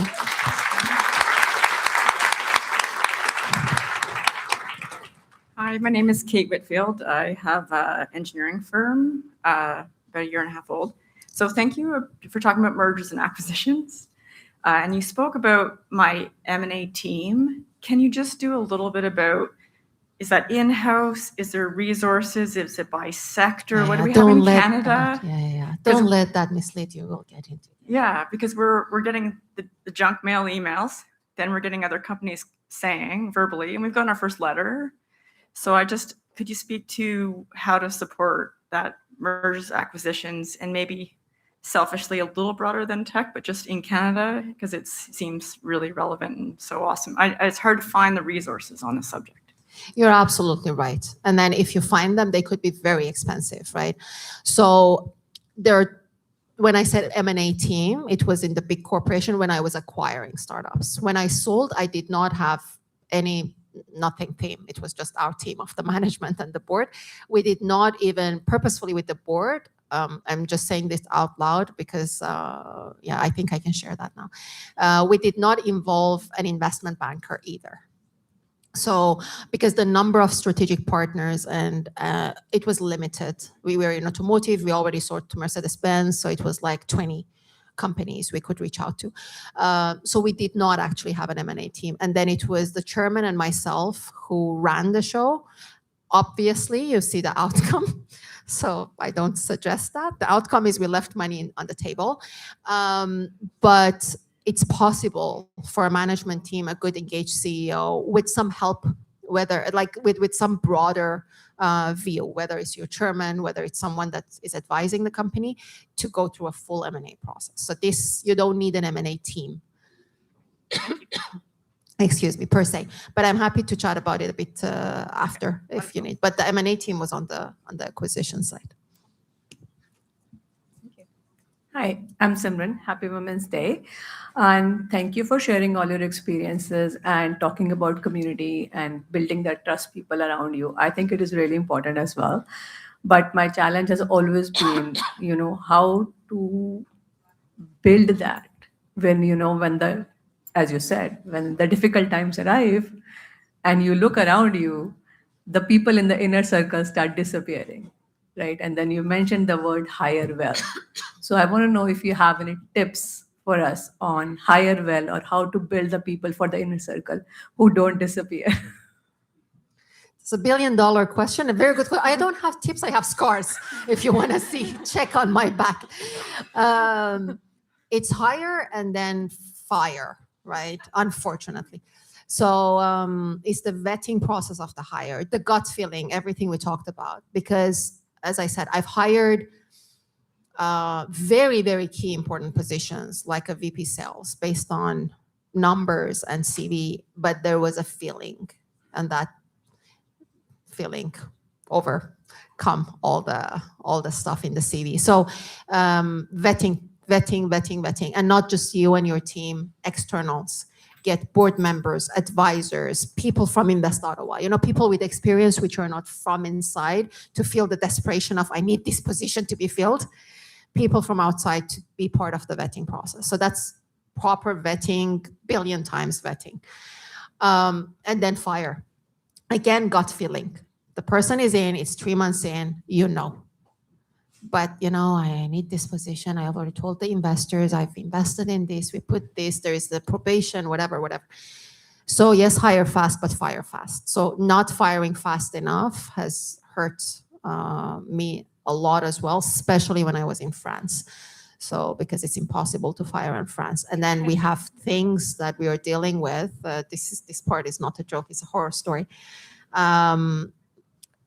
which I've left the company for over a year now, but there are some big challenges involved there for not hiring fast enough. I do not have the answer, unfortunately. It's a lot of hustling and gut feeling and getting people to vet with you. But the good news is when you go through it, and you need to trust the process, and it's not an easy overnight thing, right? It's difficult. There are iterations of teams until you find that team that goes to war with you. It's not going to be the first team, just so you know, right? There are iterations you make. And then that team, when they're there, they go to war with you. But I also suggest not to have the team and internal people. Have your mentors, your advisors, your ecosystem. People here which are founders, which are going in the journey you're going through in very different industries. Misery needs company. So when you go through difficult times in startups, it's good to know others are going through the same thing. So I'm part of a group, I call it AA for CEOs. I know this group for a decade. But basically it is an AA for CEOs. They're different, they're corporate connections and tech and Vistage. But basically you go there and there are CEOs from different industries. They don't know each other. One is in health and wealth and insurance. One is in high tech. One is in pharmaceutical. And the commonality of it is like, oh, I'm not alone. In every industry, everybody is going through the same thing. So you need that kind of ecosystem. And if you find it here in West Ottawa, because there are founders who are going through this, perfect. They are going to be the people who, when things happen, they are not necessarily part of your cap table or part of your team. Thank you. Hello, good morning. Thank you for having us here, and thank you for sharing your time with us. Happy International Women's Day, or month. The question that I had for you was, first, I wanted to thank you on putting emphasis on the human side of things. I feel like we're in this rat race to adopt AI, which I do agree is like a big advantage to us overall, to amplify the way we work and approach things and to get things done, I guess. But we keep discounting the human aspect of the human skills. Sometimes they are labeled as leadership skills, but in the future of intelligent work, I feel is going to be very critical. So I appreciate that. My question's around the depth over breadth that you mentioned. And I wanted to understand, as somebody, I don't know if you consider yourself a generalist at all or not, but for somebody who considers herself a generalist, it's always a challenge for me to position myself in an advantageous position because of that. And I was wondering how you would navigate that, and how would you capitalize on your depth versus breadth knowledge, I guess. Breadth versus depth. Breadth versus depth, yeah. So I wanted to say I don't have depth over breadth for sure. Yes. This one I've transitioned. So I have different feelings over time to this because I was a techie. You know, when I started, I was the PhD in AI. AI was not that cool. Nobody knew what is a neural network. Let me tell you. So I started from that, but now they start talking about the deep network or deep learning and everything that happened. And I'm like, oh my God, I'm clueless. What happened here? So I've had different feelings. But recently, yes. At the beginning, I was more of a CTO that became a CEO, but now I'm a generalist. Goes back to your people, because if you're a generalist and your team, with your technology person, your medical affairs person, your regulatory person, your legal person, your finance person, when I say person, this can be 2 hour a week of someone, right? If you trust them, then it becomes a very nice optimization problem, because as a generalist, your job is to make sure every piece is positioned properly in an equation that comes to maximize. Then you have an amazing added value. You don't need to get into, oh, now I'm getting insecure. Do I know enough about this technology or that? Because then you delegate with authority, with passion, with energy, and with trust. And people, if you've done all the hard work of hiring properly, usually stand up to that.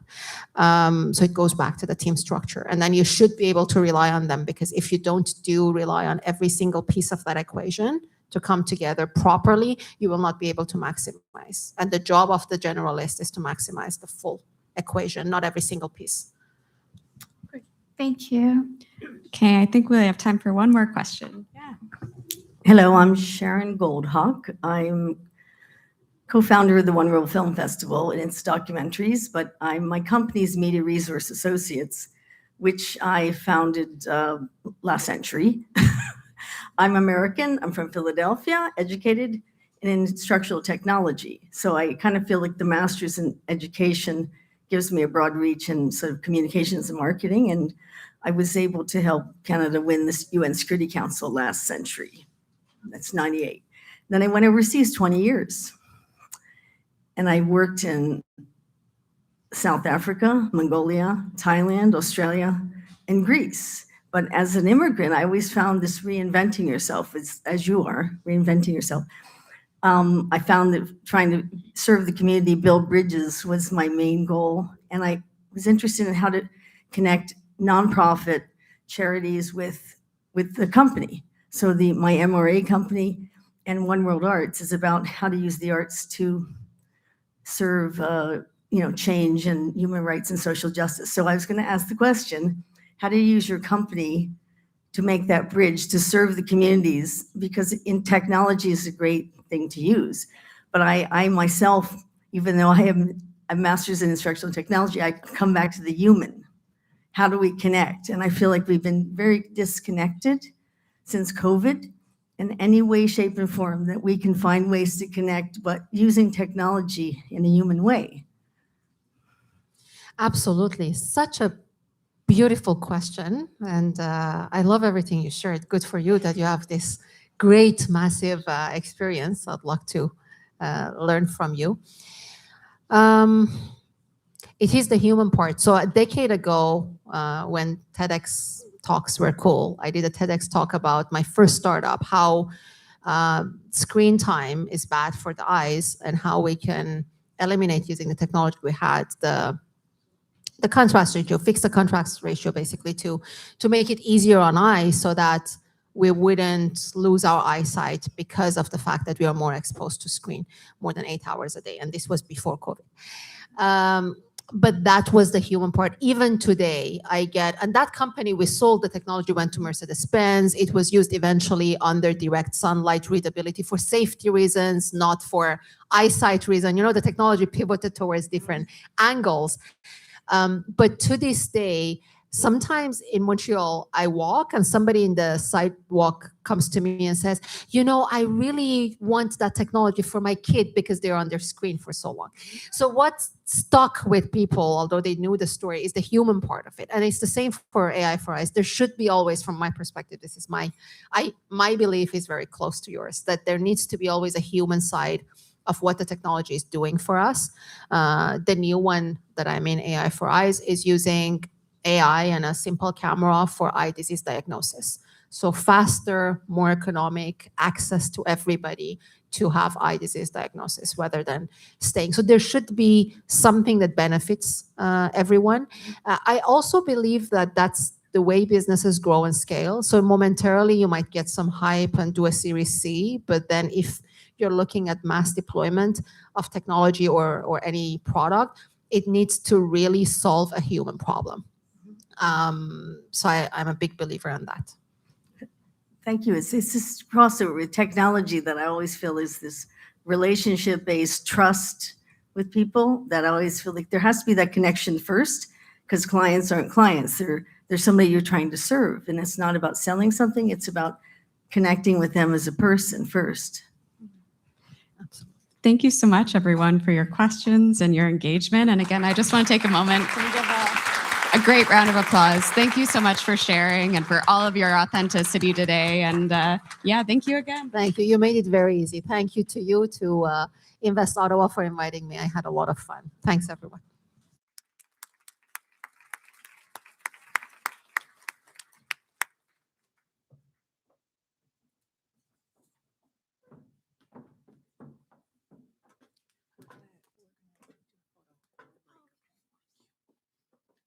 All right, we're going to take a 15-minute break.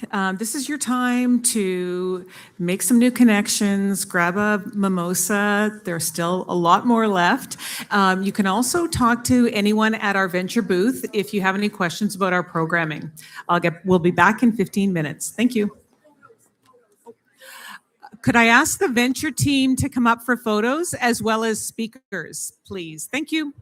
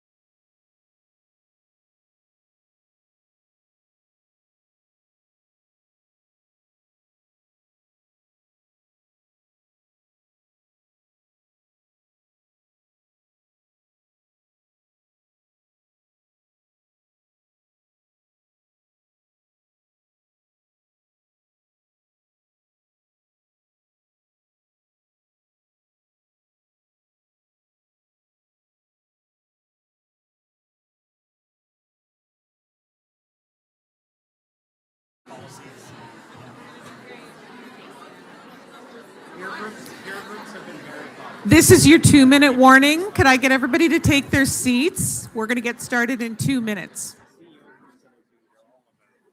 Redoing an AI, redoing with people, redoing with capital. Capital is real. We've seen a few deals like companies that were going to raise that all of a sudden can't. And then an M&A that was just supposed to happen that made sense when you acquire in October. And now when they went to close, they pulled out right at the last minute. Here is the stair, the small stair. So we're in a copy You have to deal with the. I could be like the official, just hold people's hand as they go up. I'll just like at the Oscars. yes. Can you hold our dress? You want us to have a seat? Yeah. You're okay. I gotta get the hell out of here. No, I'm skipping the introduction. Sweet. We're going to go right into the reciprocity question. And again, if you want to include that's about you. Who do you want to see?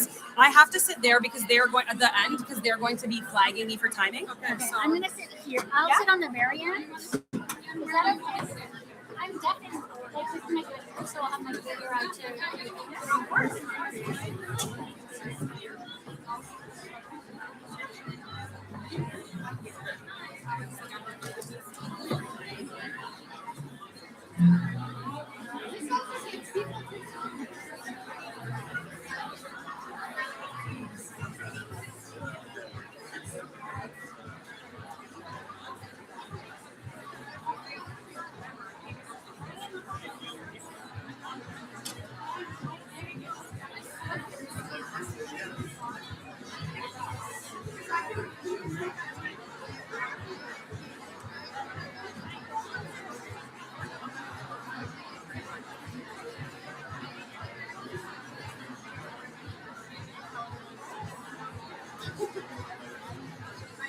All right, everybody, let's have a seat. Thank you.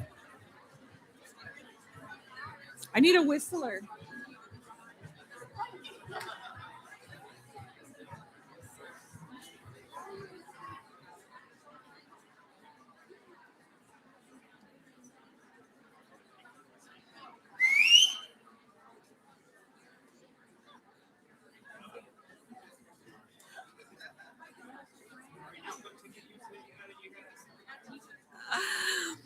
All right, we're going to begin the next session.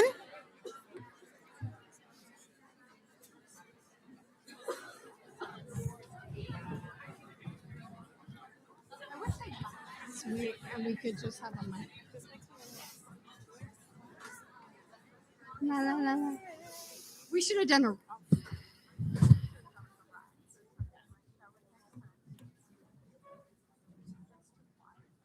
Our next session features an outstanding group of leaders who are shaping and redefining the future of talent, leadership, and work in Ottawa and beyond. Please join me in welcoming Megan Patterson, Chief Operating Officer at Kinaxis,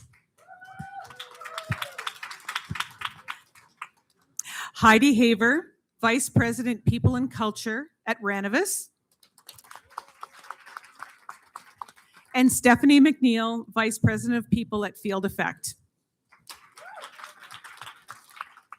Moderating today's conversation is Kirsi Maharaj, a human resources consultant and trusted advisor to organizations navigating growth and change. Kirsi brings extensive experience in strategic HR leadership and is known for fostering thoughtful, candid conversations. Please join me in welcoming our panelists and moderator to the stage. Hello. How's everybody doing? Yeah. I might be annoying and say there's plenty of space up here if you do want to migrate over. It helps us feel like we're having a more intimate conversation. So come on friendly. in. We're friendly people. We're friendly. And again, I know that some of us are traveling and have voices that are strained. So it helps us. All right. So if you feel inclined, come on over. And you can do that while I'm doing my introduction. But good morning to everybody. There's beautiful energy in this room today. And what an amazing opportunity for us to spend time together celebrating International Women's Day. Let's shout it out. I truly believe in my heart that we need to go beyond titles. We need to go beyond LinkedIn profiles and names. We need to get down to the stories, the real stories behind these incredible women here. So we've got an action-packed agenda. I'm going to do my best to keep us on time. And if there's anything that sparks a thought, a question, jot it down. We are going to have a Q&A similar to how we had at the last session. So make a note so we can keep the conversation going. All right? I'm ready to get into it. Okay, so just to kick us off, I'd love to ask the panel to tell us what this year's theme of reciprocity, giving to gain means to you. And maybe I can start with Megan on the end. Great, perfect. Thanks for having me. When I thought about this year's theme, I thought a little bit about it like gift giving. You know, when you give, you spend so much time looking and searching and creating, trying to find that unique gift for a certain somebody because you know it's going to be so great for them to receive it. And so that's how I thought about this theme. It's the same thing when we share our experience and our knowledge and our lessons learned. It's you're trying to look for that, and it not only helps the person you're giving, but it helps you in return. That's how I sort of thought about it. I love that. I think it's a beautiful analogy to think about. And again, wisdom is a gift, right? So we're going to be sharing a little bit more about that. Heidi, over to you. Yeah, shout out to the women at Renovis who I know are streaming this live globally. I'm going to build on what Megan said. You know, the first thing I thought about was mentorship and, you know, why I mentor. And initially, I remember when I first started mentoring, I was like, do they know that I am gaining as much from these experiences? Although I'm giving of my time, my energy, you know, some of my lived experiences, I'm gaining so much more. I kind of felt bad at first. And then I remember talking to one of my mentors about it, and they're like, no, that's the power of mentorship is you're giving, but you're gaining. And that is really where it becomes such a powerful momentum, right? When you're kind of, you know, building off each other's lived experiences, cultivating that relationship, it's incredibly powerful. And to you, Steph. Agree. I generally thought generosity when I think give to gain, but I was also thinking more about the theme from the lens of responsibility. So I think if we think of all of us through our careers, at each different stages, someone gave us access. And I think reciprocity and responsibility, it's about once you finally get to that room, carrying the weight and the responsibility of doing that for someone else. So that could be an introduction, it could be knowledge sharing, it could be speaking about someone favorably when they're not in the room. So for me, the theme is really around just the responsibility that we all carry around building our networks and investing in each other. Building in other women. I know that some of the bits that you mentioned resonated with the crew, so thank you for that. I think it's important for us to ground in language because reciprocity can mean a boatload of things to different people, right? So I'm glad that we grounded there. I do also want to ground this conversation in some data that was shared in I think it's the McKinsey Women in the Workforce report, just so that we can, again, have an understanding of what are the challenges that women are facing today, and then we can do our best to debunk them and talk about how those challenges are present and how you knock them down in your lives. So they're kind of in three different buckets. So in the report, they talk about women's careers as if they're ladders, okay? So just think of the analogy of the ladder. And when we think about the first step, entry-level positions, data shows right now that about half of the people in the workforce are women, okay? So good start, not so bad. But what ends up happening is when you take that first step into management, what we see is for every 100 men that are getting promoted, only 87 women are being promoted. So that's often referred to as the broken rung, or in my words, you know, the first step in the ladder is broken for many women, okay? And what we do see in this study is that the representation continues to dwindle the more and more we go up that ladder, especially for women of color. The representation just continues to dwindle. What we do see also for C-suite and executives, similar to our amazing women on the panel, uniquely gendered stress and pressure is reported far more than when men report this, right? So these are some of the unique factors that women face as they are going and climbing that proverbial ladder. The second bucket is around sponsorship. So I'm glad that you brought up the concept of sponsorship. So data shows that employees, so all types of employees, when they have a sponsor, somebody who is in their court, who is speaking, their names in rooms that they are not in and advocating for them, they are more likely to be promoted. That makes sense, right? However, unfortunately, women are less likely to report that they have a sponsor. So again, we're seeing where some of this breaks down in terms of representation and growth. The final bucket that's, I know, certainly resonates with me is that this concept of a ladder, I don't know about you all, it doesn't feel like it's representative of shifts in women's lives or their aspirations changing.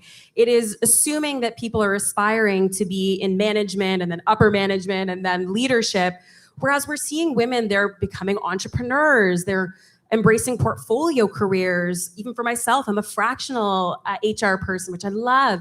So we're seeing some confusing stories when we do look at the data. However, I truly believe that the best way to debunk data is through lived experiences. So we're going to cut into some of these stories. So to start us off, if you were to look back on your career, could you share with us what helped you make that first step and what almost stopped you when you're thinking about making that first step on the ladder? And we'll start with Heidi, if you can share what that first step looked like, what helped you, what almost stopped you. It's a good, big question to start. I'll take you a step back. When I first moved to Ottawa, like a lot of us, I didn't have a big network. And one of the things that I sort of fell into was volunteering.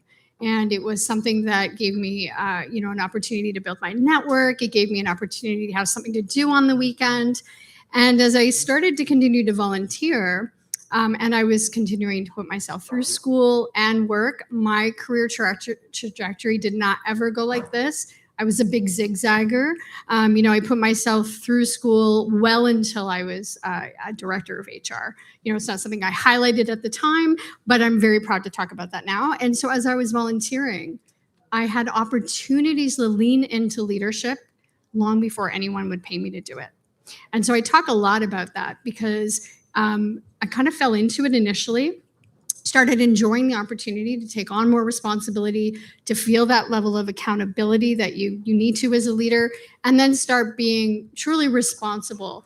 In my case, committees and boards, and leveling up my leadership skills there before I sort of transitioned it into my day job. And I think that there's something really powerful. And, you could argue, oh, well, it didn't matter as much. No, it actually mattered more because it was community-based organizations that relied on us as volunteers. So that level of accountability was obvious. It was really important. And it allowed me to exercise those muscles and build that strength so that I could easily transition that over to my day job. I love that. I heard something recently that said, if we could take away the terms easy and hard from our vocabulary and say familiar and unfamiliar. So it sounds like in that experience, you were able to connect with an organization that meant something to you, make leadership more familiar to you, and then you were able to use that maybe confidence, those skills in your career. And the only other thing I would add is when the opportunities came around, I said yes. And I didn't say, oh no, someone else could do it. I said, why not me? And I just put my hand up. And then fortunately, I had a lot of great women around the table that said, yes, Heidi can do it. Take a chance on Heidi. And so, back to what Steph was saying, you need women around the room to say, take a chance on you, but also you got to put your hand up. You got to show that you're willing and able to lean in and that you want this. Be okay with that unapologetically. Yeah. I think that's a gorgeous message. I'd love to pass it over to Megan too, to share your thoughts around that first step. What made that possible for you? So sort of building on Just Say Yes, which is kind of my motto and my theme. When I started out my career in HR as well. And I maybe had about a year of recruiting experience, maybe about a year of HR experience. And I was working for a small startup. And I worked for an incredible female leader. She's still a mentor of mine to this day. But she didn't mesh well with the CEO. So she left the organization. I literally had 2 years of experience, and suddenly I am the only HR person in the whole company, reporting to the CEO. And for a moment, I'm like, what are they thinking? Like, there's not a chance I can do this job. And I sort of was of two minds about it, because I really admired and respected my leader, and I was so sad to leave her. But I also recognized this is kind of an amazing opportunity for me as well. So there was a little bit of guilt with that. And, I got over it. And like I said, she's still a friend and mentor of mine. But I just realized I had to get creative. I had to use my networks. I had to find other people that I could learn from, because I literally did not know what I was doing. And looking back, they probably never should have given me that job. I didn't put my hand up, but I also didn't say no. And but I figured it out. And I think if you're reasonably smart, if you're resourceful, you can figure most things out. And so that's was sort of my first foray into leadership. It wasn't intentional or planned. It just sort of happened. But it comes back to what you said, Heidi, just saying yes and just going for it. And I find often, thank you for sharing that, because I find often confidence comes from experiences, right? Like, people are like, just be confident. But when you actually get through experiences and you're like, hold on a second, I actually can do this, that's when you start to boost yourself up and you just build on that as you go. On the topic of career paths, I'd love to also debunk this idea of the career ladder. So are there any moments that you can share where you felt like you stepped off of what your path should be, and I say should with heavy air quotes, pivoted? Can you talk a little bit about that? I know that all of you have, again, very beautiful and winding and complex career paths, but any time where you stepped away from the should from your career path? Go ahead. I think for me, probably when I returned from mat leave, I'm sure I'll talk about this a little bit when we talk about those unique gender pressures as a leader, we made the decision to move from the West Coast back to Ottawa. And part of that sort of pivot was leaving a different industry, leaving a different city, was in recognition of, in order to be a leader, I wanted to be, a great parent, a great leader. I needed a bit more of a support system. So it was a pretty substantial pivot in regards to a geographic location. But as we all know, it's a challenge to be everything to everyone, especially as a new mom. So for me, that was a pretty substantial shift. And when I looked at pivoting industries, even it felt, HR is HR, people are people, but there is industry specific expertise that you gain. So even though I stayed in a leadership role, it was a pivot and it was a little bit out of reach to step into a new industry and just recognize I build a new network, but thoughtfully do that to support myself and my family so that I can maintain, a senior female in leadership. Anything else? I think, throughout my career, I've had the opportunity mostly to be in-house. There have been one or two occasions, though, where I've gone fractional. And, last year when I was exploring going back in-house full-time, sort of the universe had different plans. And my dad was in and out of the hospital a number of times, 2 young kids. I had my own health heart to kind of navigate. And I realized this was one of those times where I had to rethink, kind of reimagine kind of what the year was going to look like. I stayed fractional. And the reason I say that is just because you're leaning maybe out doesn't mean you're leaning, like you're stepping out completely. And I think a lot of us, especially women, we do have the privilege of having children and, building these great families. We wear multiple hats. We talked about this. We know each other really well. So we had a great pre-chat. Wish you could have been there. We should have recorded it. But we talked about all the hats that we wear. It's actually how I talked to my boys today about International Women's Day and why we celebrate, because I get to wear lots of different hats. I'm not one thing. And I think that, looking at your careers and thinking, I've got this pathway. The reality is, the pathway might take you off, but that, if you take a step back, sometimes it takes you 2 or 3 steps forward. And so be kind to yourself when the universe doesn't necessarily, has other plans for you. Recognize the opportunity. Again, I guess it's a mindset shift, right, on how you look at your careers. But I think that's where you lean in to folks in your network to give you that sort of celebratory nudge of, you've got this. You still have clarity on where you want to go. Just might look a bit different. I think that's beautiful. Just because somebody else might not have done this before doesn't mean that it's wrong, doesn't mean that you are, taking a step back. Growth comes in a variety of different forms, and it's what's meaningful to you. So we'll talk about that a little bit more when we talk about values. But something that I think is beautiful and what I heard in all of your responses is that, we're not doing this alone.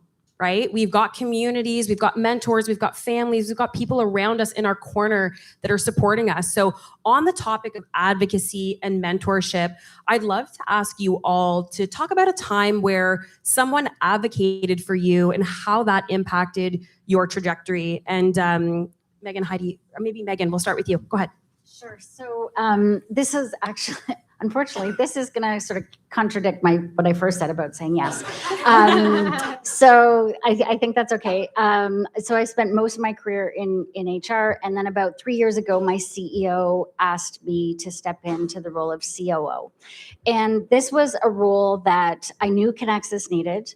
I knew we really, really needed a strong COO with publicly traded experience that had really, great experience, which was not me. I'd never done operations. And so for 5.5 months, we argued about it.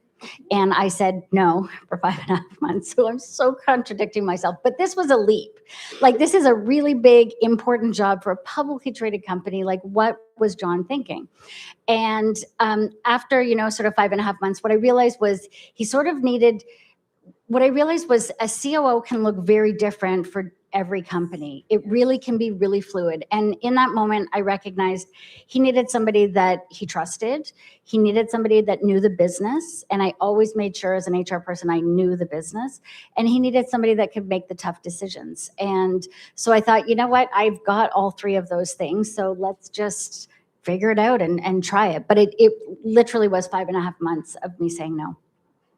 And if he had not advocated for me, I would not be here today.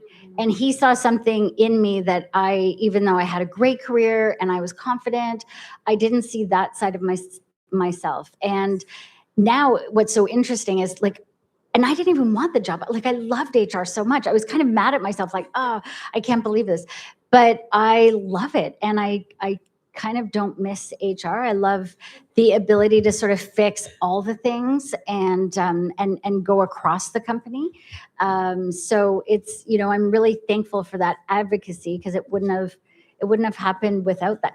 Never would I have put my hand up to apply for a COO role.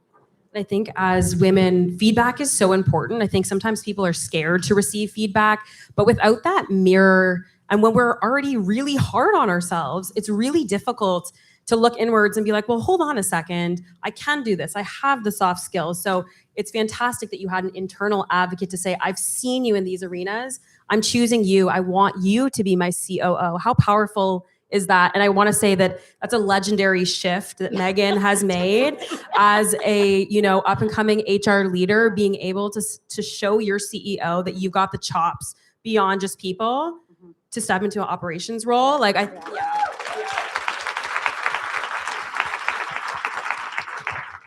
Heidi, maybe I'd throw this to you because, again, you are the advocate queen. You mentor so many people. You speak their names in all of the rooms as well. Me, I'm a benefit of that. What's the role that advocacy has made for you on your trajectory? I have a motto: don't wait, create. And I remember, actually, I'm going to use an Invest Ottawa example. I love this team. I love this organization. I'm always around, because I value so much what we do for the community. When I was joining Invest Ottawa, I was actually an advisor. That's how I originally started working with Invest Ottawa. I was on the people and culture side, working with our startups and our scale-ups. And it was a really exciting opportunity where I met with Michael Tremblay and our then CFO about an opportunity to join Invest Ottawa as their first head of people and culture. And I remember, the opportunity came at a time where I didn't want to give up the advisory stuff because I really loved it. I wanted to keep my hands involved in the tech ecosystem. And I really got so much, if we talk about giving gain, I got so much from the founders I got to support. And I remember there was this moment where I was like, if I don't ask if I could have all of it, I'm never gonna know. And I remember talking to, Mike and Lana and the team about, could I wear all those hats? Could I come in as the inaugural head of people and culture and build out a great team that would develop an incredible talent system, ecosystem or talent strategy for our ecosystem? But could I also keep the mentorship hat? And guess what? They said yes. And they said yes. And I did that for a number of years. And then it got to a point where we had to, fortunately, get other people to lean in and help. And we built it out that way.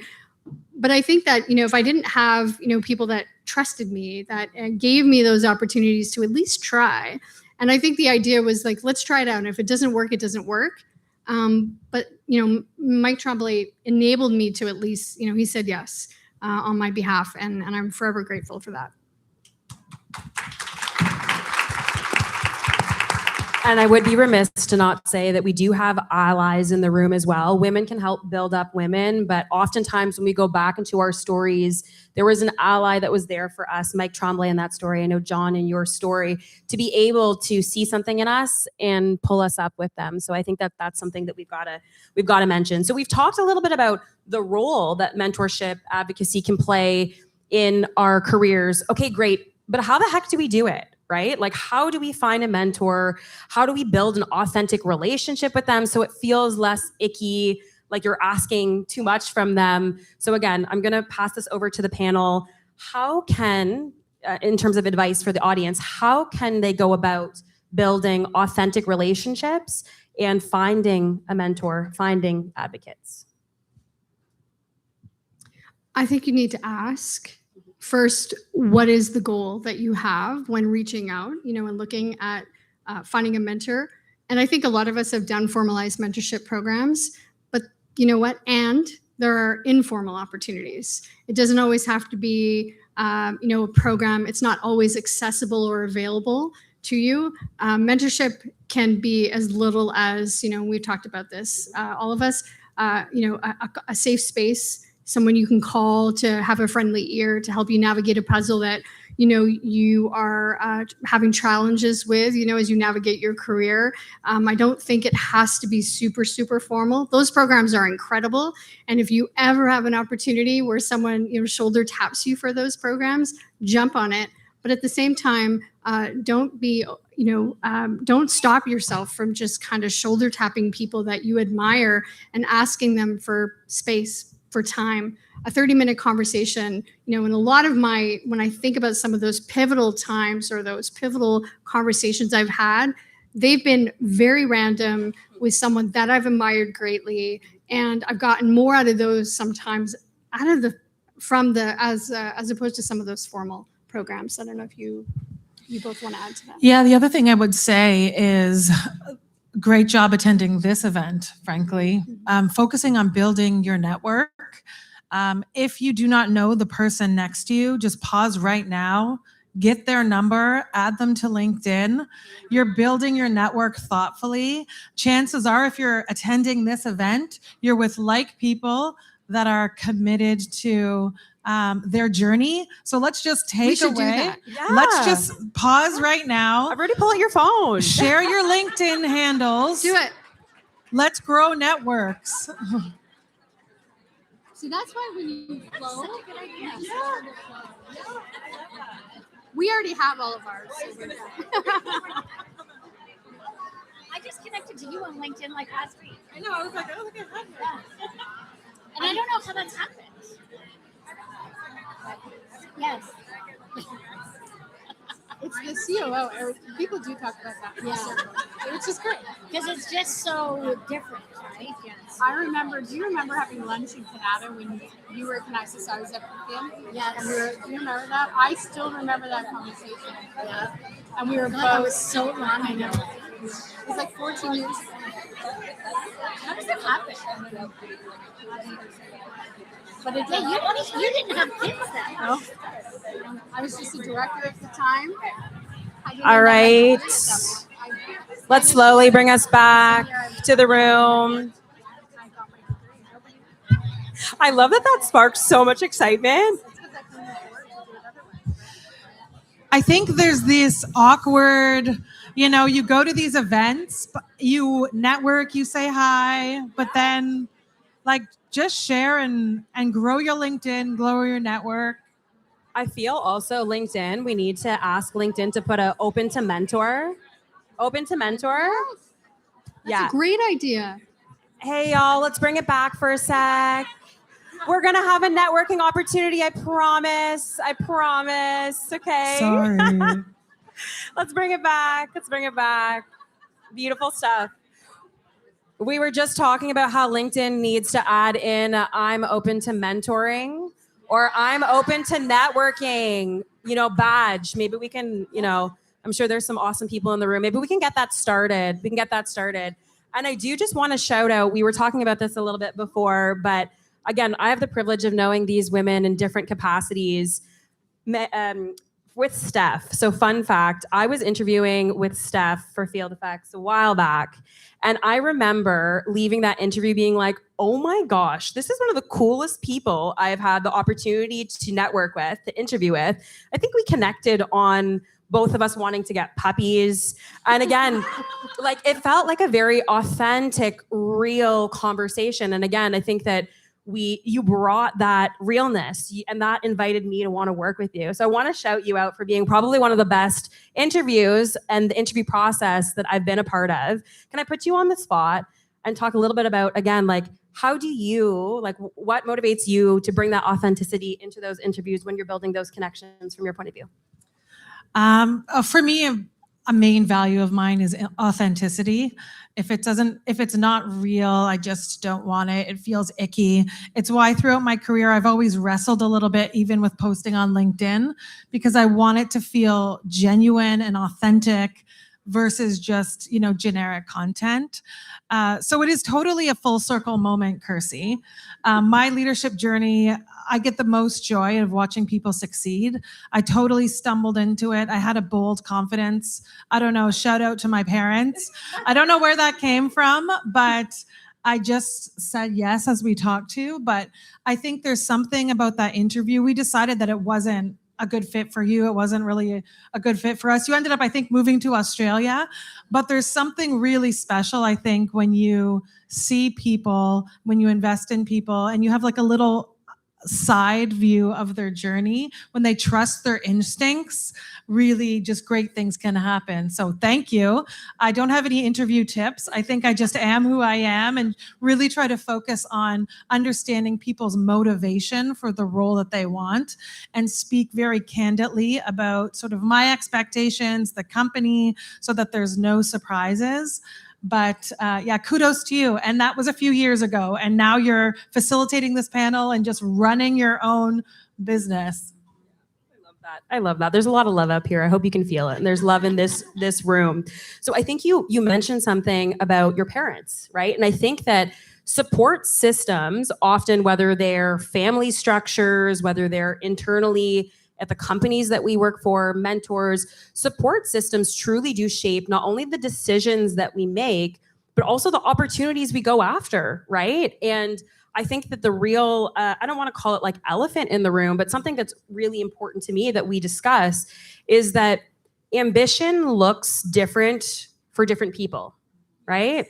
The definition of success looks different for different people. And I'd also add in the caveat that at different stages of your life, success might look wildly different than what it did earlier stages in career, right? So I'd love to, shift the focus to Steph. Maybe we can go to you first. How do you define ambition today, and how has that definition evolved over time? I think we'll start with early, we'll look back. Early on, I had a very traditional definition of ambition, and I wanted to be the loudest one in the room. I was going to be delivering all the results all the time, sort of Energizer Bunny. And that has really, really evolved to, like I said, where I want to have impact. I don't need to be the loudest voice in the room. I want to have quality. I want to have impact. I want to demonstrate competency. I want to grow, but also within the realm of authenticity. And when I think about values and how that sort of has driven my ambition, it's really around, I've just decided when we're looking at different opportunities, I want to work with fundamentally decent people. I want to work with great people. I want to work with competent people. I want to work with people that we can laugh and have fun, even if we get it wrong. So for me, that has sort of filtered that lens of authenticity and impact. I want competency, but I want character. If I'm working with you, I am all in. So what that means, Yeah. Competency I and got a character. finger snap. Shout out to in the back, the finger snap. So what that meant for me is just sometimes maybe that was sidestepping, that was really thinking thoughtfully about every opportunity, because I work with integrity. And if I'm going to be on a project, on a team, especially as an executive team member, you're representing from the top, basically the entire organization. So for me, that definition certainly evolved from being loud and maybe conventionally climbing the ladder to wanting to be focused on results, but how we get there matters almost as much as those results itself. I think, early days, I just wanted to really love what I did for work. And, it was long before I knew what Maslow's hierarchy was all about and org behavior 101. And it was really maybe just the surroundings that I knew a lot of people who didn't love what they did for work. And they had this Sunday scaries. And I remember thinking, I don't want that for myself. I want to love what I do. And so I think that's really what has sort of, I stay focused on is, I do a pulse check on myself every once in a while to go, do I still love what I'm doing? Do I still feel like I'm making an impact? And so, when you talk about ambition, it sounds different, but for me, the ambition was every day I want to be doing something that I'm loving to do. It's how I, establish conversations for what the future looks like for my kids about go find that work that lights you up, and the rest will follow. And so that has always really guided me, and it's served me well. Follow your joy, I'm hearing, right? Follow your joy and allow that to be the guiding light in your career. There's one other thing that I just want to, again, double tap into, because you mentioned the topic of values, right? And again, sometimes values, they might not change, but they might be reprioritized based on what stage you are in your career. Can any of you talk a little bit about how your values have helped you make decisions, whether it was something you were willing or unwilling to do? I know that's a hard one. You got something, I know you got something. It's not shareable. It's not, I think when you ladies know, when you have a career in HR, you often get asked to do lots of things that you are unwilling to do. And it's just about having the courage to say no. And I've got many examples that I'm not super comfortable sharing, but just have the courage to say no. And it's not easy. Yeah. Megan, maybe as a follow-up question to make your life easier here, and I'll put you on the spot.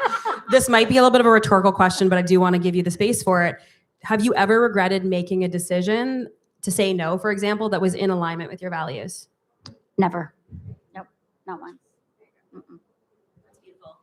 And we kind of come to this topic because, again, it's great to talk about, these careers and the people that have helped build them. But today we know that, again, women, especially in executive positions and leadership positions, they face very uniquely, as we call, gendered pressures on top of all of the other pressures of leading, of visibility, of pressure for performance, being responsible for a company and their success. So I'd love to throw this to you all. What pressures have you uniquely faced that you feel perhaps are gendered as you've navigated your leadership journeys? I'll lean into the example that I shared. I've worked in male-dominated industries basically my entire career. I started sort of in trades and industrial environments, and now even in cybersecurity, where there's a pretty significant gender gap. And I will say with honesty, I felt pretty comfortable navigating those environments. I've worked with a lot of amazing allies and a lot of really strong men. I will say, as I mentioned, the one time that I think really threw me a loop was actually when I returned to work after having my first daughter. And I remember you go from focusing on developmental milestones, reading kids' books, to all of a sudden you're in the boardroom, you're responsible for business outcomes, you have to be the same high-performing leader that you were before, trying to be all things to all. Everyone. Yes. And I look back at this and I sort of laugh, but at the time it wasn't funny because I was like crying driving home from work being like, I don't think I can do this. Being a mom has fundamentally changed who I am. I'm not going to be able to do it. So I actually worked with an executive coach, and I think she somewhat humorously got me to do, I think, like 5 or 6 different personality and vocational assessments. Cause I was like, I don't even know if I'm a leader. I don't even know if I'm HR. So we went through all of those assessments and they all pointed back to basically exactly where I was. And so what I really recognized was in that moment, it's okay, what do I need to be successful? One, also the pause and recognizing that there is actually a chemistry shift in your brain when you become a mother. You are not the same person, so stop trying to be the exact same person. And then also just recognizing those big moments, those big life moments, also change is a good thing. Change is a good thing, and time is a good thing. I am so thankful to my husband that when I was like, let's just quit everything and get a food truck, that he didn't entertain me, because I love, like even Kirsty's, I love leading and growing teams and creating high performing teams. I love it. But in that moment, it was like, okay, what do we need as a family? What do I need to be a leader, to be successful? So that was like finding the money to get a house cleaner, because the time that I had, I'm not scrubbing bathrooms. And it was also about, looking realistically around, okay, maybe we should be moving closer to family. This, living and working away from our families was great because it gave us a lot of opportunity that we may not have otherwise had in the locations that we were. But it's like, okay, let's look more holistically at what joy and happiness and what success is for our family. So I always look at that, and I look at myself and I'm like, oh my gosh, it was literally like 3 months later, I was totally fine. But if anyone's in this transition, you can do it. The best days are yet to come. It does take a village, right? It really does. And again, I think that I know from my perspective, nothing is like a greater demonstration of leadership, resilience, strengths, like prioritization, other than being a mom. Like, yeah.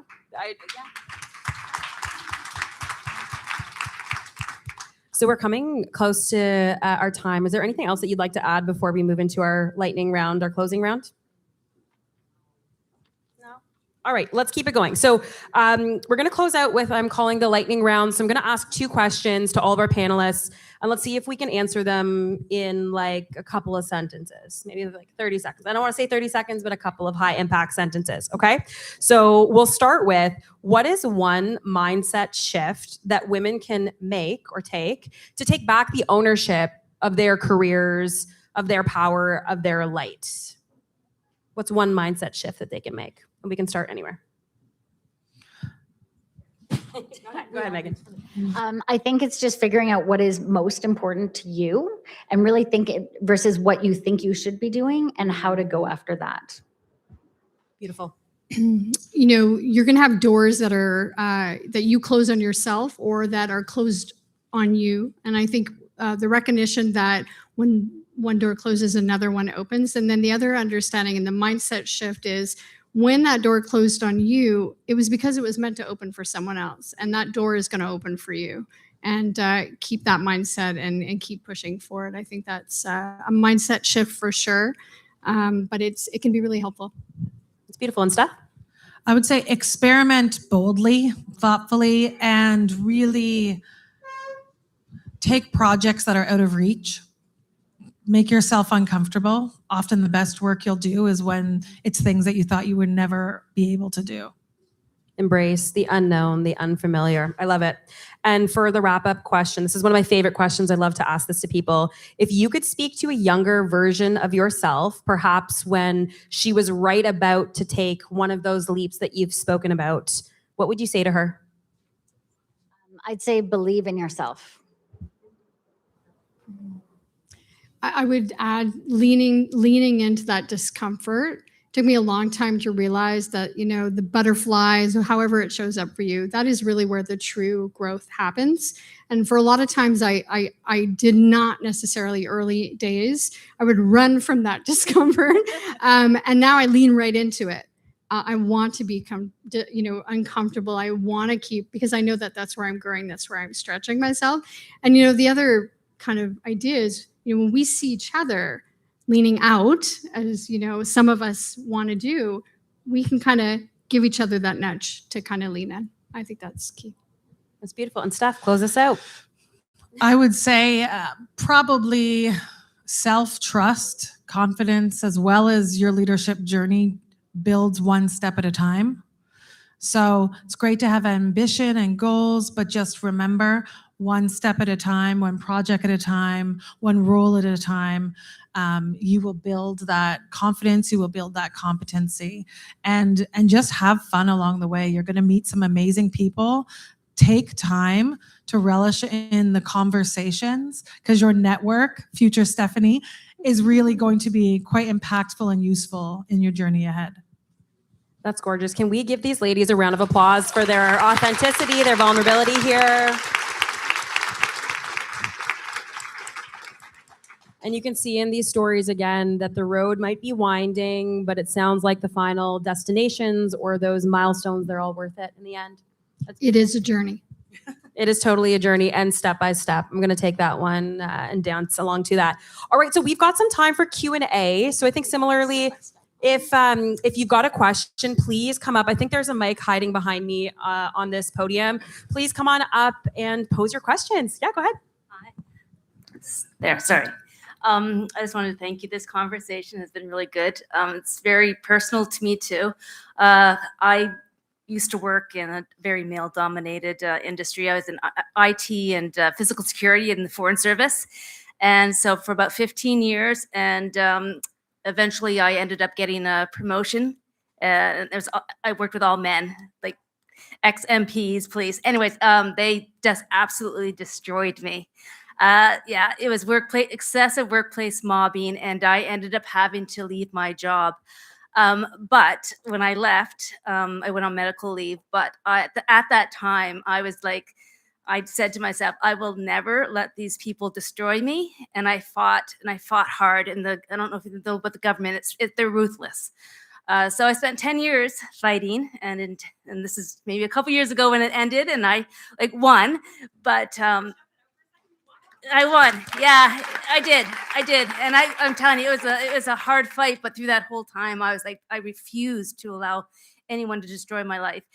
And so now I'm in a really interesting pivot that I've kind of stumbled into entrepreneurship, which is, I don't even know if it's the right place for me, but I've kind of gone back to what my passion was, which was fashion.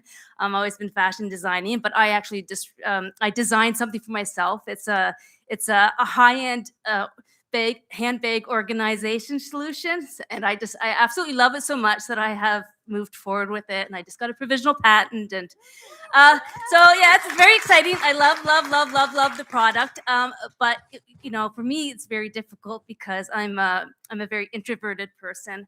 I've so far been doing this at home, and I always say that ChatGPT has become my business advisor, my friend, and my psychologist. So I try to come to these events, and I'm terrible at it. So for a networking and a mentorship perspective, especially in my job, which is not a tech, I'm not tech enabled. I'm not like in what most people are doing. I find it very difficult to find a place for myself and how to find the people to work with, and kind of, I don't know. Yeah. Well, I'm part of IO Flex, but I'm not. It's not the right place for me because I'm not tech enabled. I'm in a weird spot. It's It is a tech product because it's going to be an engineered product, but it's also, fashion, it's leather goods, it's Yeah. everything. So, yeah, and for me, it's just tips on networking, like in situations like this. I can't I never can go up to people. Well, maybe we Ever. can do an exercise. Who in the room is an entrepreneur that might identify with the story that was just shared? Can you just raise your hand? Can you make a note? You can find your tribe. I know. And sometimes it takes, thank you for vulnerably speaking. Sometimes it takes putting your story out there and seeing, who else might be feeling similarly. Yeah. So there were 3 hands over here.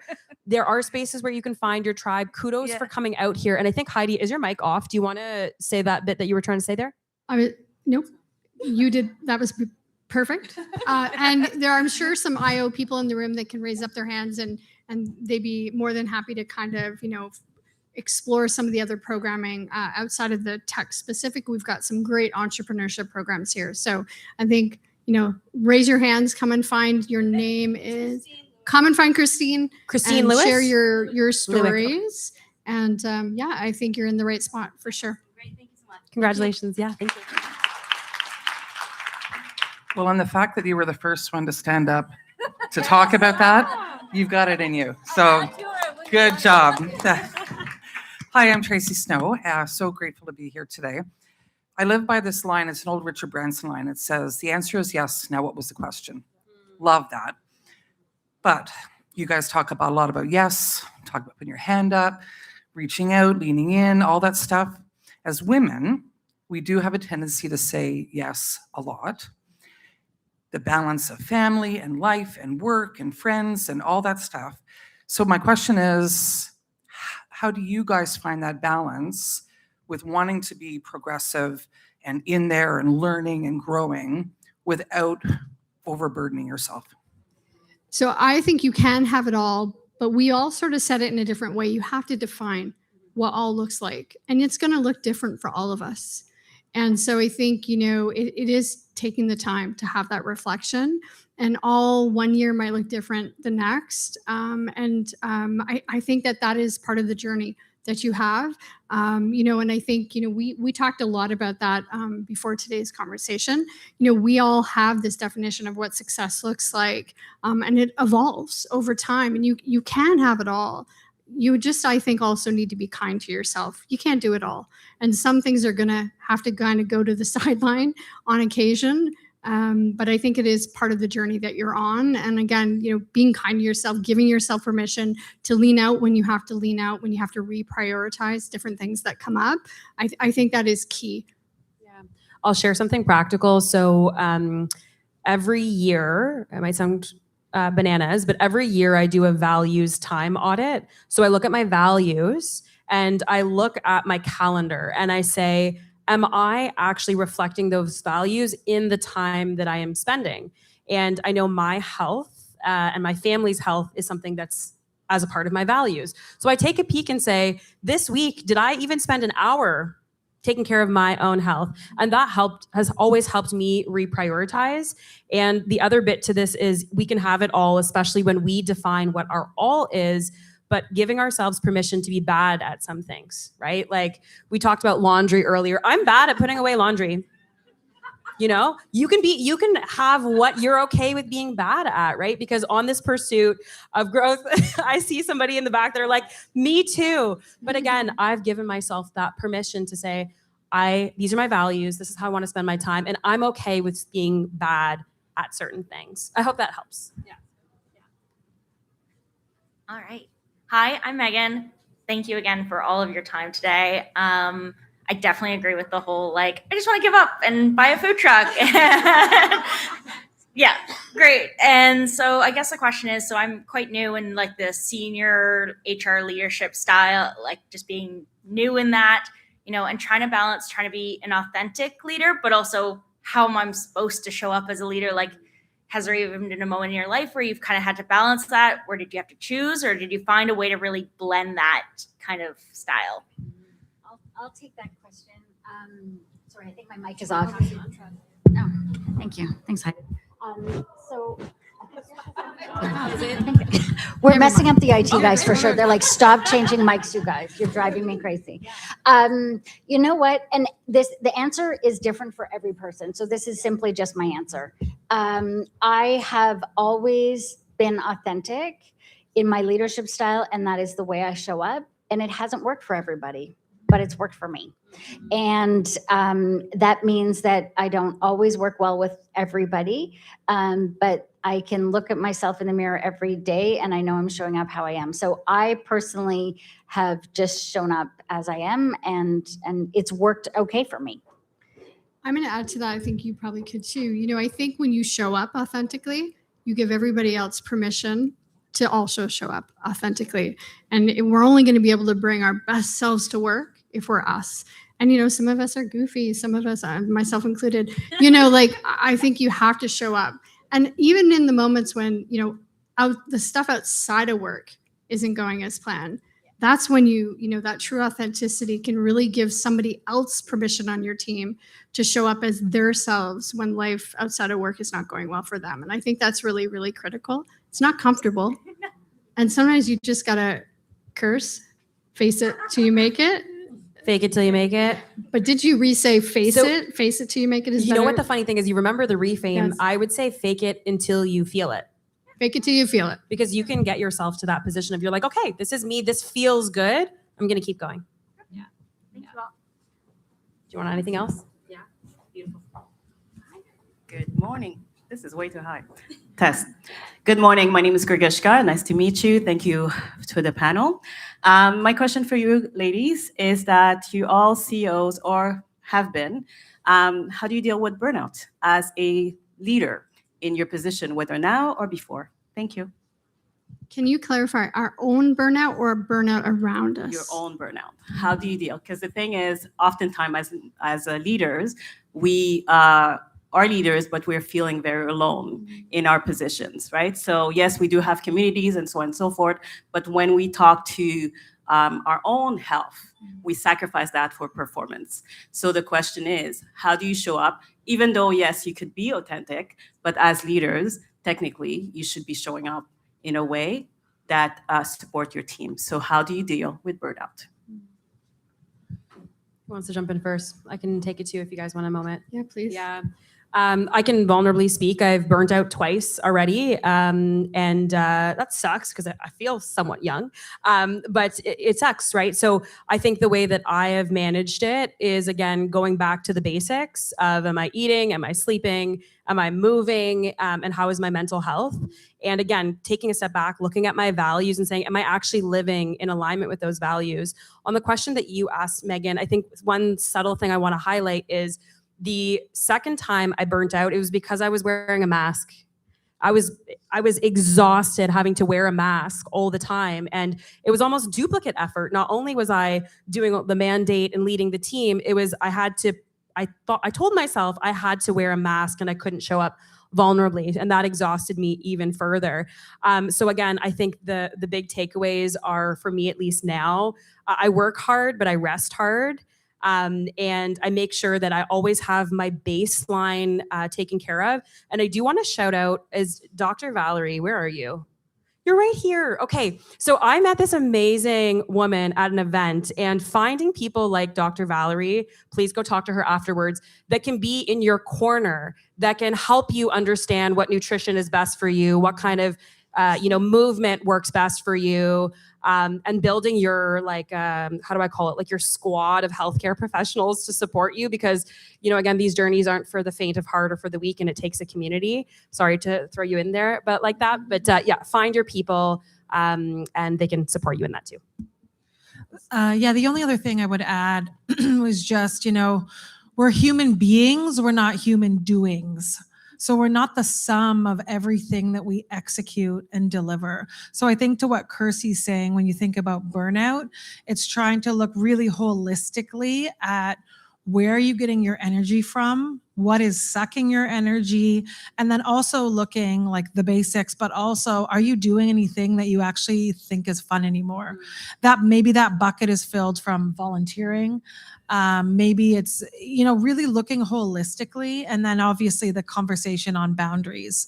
Like for me in my leadership journey, when my kids come home, I have a pretty hard stop. So I stopped from sort of like 5 to 7.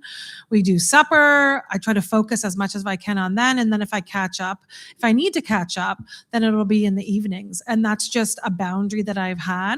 And like I said, because from a values perspective of mine, I want to work with decent humans. If that's not okay, then that's a choice not to work there. So I think that, like, for me, it's really looking at holistically, what can you do to support yourself, but also really look at the support system and setting those boundaries. Thank you. Then we have time for one more. Yeah, go ahead. I believe I'm the last. So, hello. Thank you so much for an amazing session. My name is Muskan, and I'm a recent graduate from Algonquin College from Brand Management Program. So, as you guys mentioned before, while starting your own career, you said that to have the mentors and do some projects. That's what I am doing. But sometimes I feel overwhelmed in between while also going through the job market and all. And what are your suggestions, your tip to people like me who gets overwhelmed? A lot of people tell me that you are still young, you have a lot to do. But sometimes I feel like a lot of my peers who have already got the job or doing very good, that makes me overwhelmed. And I feel like there will be a lot of other people, a lot of other graduates or students who might feel something like this. I don't know if you also might have felt when you were starting. So any tips or any suggestions how you created that balance and how you overcome that? So I think they say that comparison is the thief of joy. And I think we've all been there, right? When you first come out of school, you're like, oh my gosh, like, what am I going to do? What should I do? What is a good career choice? Look at my friend. He's got a job at Accenture. Like, I'm feeling left behind. I think it's easier said than done, but try to just, like, we've all been there and we all made it. And this graduating class is going to be the same. It's going to be different. There's a lot of things, like when I was graduating, this is how old I am. The internet was just coming out. Like, I didn't, it wasn't a thing. Google didn't exist. And right now, like, AI is here, right? Which is changing the landscape, I think, for job prospects, for new grads in particular. But just try really hard not to compare yourself. You'll never win. You'll never win if you think of, you're always comparing yourself to your classmates. But come to events, make sure you're on LinkedIn, apply to all the jobs you don't even think you're qualified for. And I'm confident you'll get there. One of the things I did early on, I remember this, I didn't really necessarily know what I wanted to do, but I kept going back to head of HR. And I was like, how am I going to get there? I actually started looking at job descriptions. It helped me chart my course, gave me something to kind of go, oh, okay, I have clarity. I didn't know any heads of HR at that point, but I had access to job descriptions, on the internet, not through the way that we do today. I would have loved to drop that, prompt into ChatGPT and say, what's my pathway for the next 20 years? The other thing I would say is you have a lot to give to folks that are earlier than you. And so maybe that's how you start expanding your scope and mentoring kind of down as well. Because I think a lot of times we think we have to achieve all of these bucket lists of things before we start mentoring and paying it forward. I would argue that you probably have a lot of great lived experience and navigating this journey. You can kind of help prepare that next generation that is coming up behind you. One last thing I'll say is, as Steph said, take it step by step, right? Pacing, the direction that you go in, that's all on your journey. And I'm so glad that you mentioned that, Megan, because again, if you're thinking about the pace of other people, you're going to be stuck looking around and then you're not going to know where you want to go, right? So just take a moment, take a deep breath, do whatever ritual that makes you feel happy, grounded, whether it's a cup of tea, talking to a family member, going for a walk. just take a moment to center yourself and remember why you're doing what you're doing, and then take it step by step, because that'll be the best route to move from, as opposed to looking around and seeing where everybody else is going. Thank you so much. Do we have time for one more? One quick one. Okay. Hi, my name is Pia from Montreal. We do training on diversity and inclusion right now, but before that, for about 15 years, I worked on doing business with China. So my question is, like, I've heard a lot of very positive things about the advantages of mentoring and connections with people formally or informally. And I wanted to just ask a question, actually, of the whole room. Could anybody who has benefited from a network, whether that was formal, informal, to get a job, to get some good advice, medical help, some important beneficial thing that came to you because of a network that you have? Raise your hand if that's the case. This is what I thought. Well, one of the things that I noticed when I was working in China was how important networks were for Chinese people, and they maintain them a lot more than we seem to do. Because I found that a lot of my Chinese friends were still in contact with people they went to middle school with, people they went to university with, and of course, colleagues at former jobs that they had. Whereas we tend to sort of have a group and then we sort of ooze out of that group, and maybe there's a contact or two that we maintain for a while, but then we lose them and we ooze into another group. And one of the reasons why I was able to do things in China is because people would say, well, do you know about oversized tires for industrial vehicles? I said, I don't know nothing about that, but I know people. And then people were skeptical, but I find, well, I'd ask somebody and they said, well, I haven't got a clue, but let me ask my colleague, or let me ask my brother, or let me ask this. And so somebody's ex-colleagues, sisters, co-worker, and this is, and it turned out like that. It was just this huge web. It's in Chinese called guanxi. And I found that it was amazing, the power of having these vast networks. But a network is something that you have to maintain. It's like a garden. If you don't water it and look after it, if you forget about it and go away, well, it just dies. And I find that a lot of Chinese people were hard to reach because they're not always in the office. Part of their work on a regular daily basis is going out and network managing. It means having not lunch at your desk. It means having lunch with some people they haven't seen for a while, and going out to golf or karaoke or whatever, a lot of socializing with other people. So this is something that I'm trying to bring into the groups that I'm working with, is that if you feel that you need support, that you feel you're on your own, especially if you're in a new company, rely on networks, informal ones. Like I'm on a Dragon Boat crew. Yeah. I sing in a Swedish choir. I'm a member of a couple of women's organizations in the community.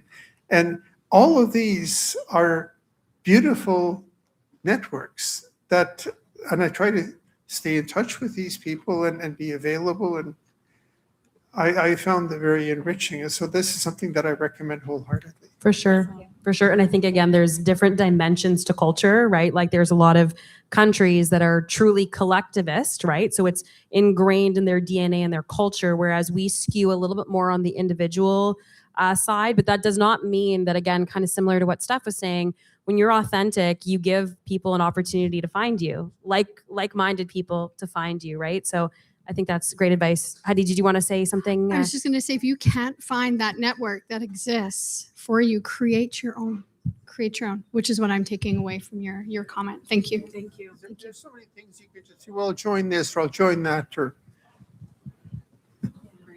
saying yes sometimes is an easy way. Somebody says, are you interested in whatever? And instead of thinking, oh, maybe I'm a little bit too busy, like, no, I'll do it. That's awesome. Thank you so much.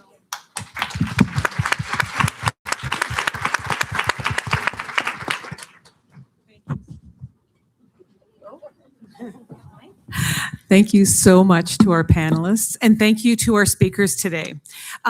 I'd like to also thank the Invest Ottawa team who was responsible for organizing this event. Let's give everybody that helped with that a big hand.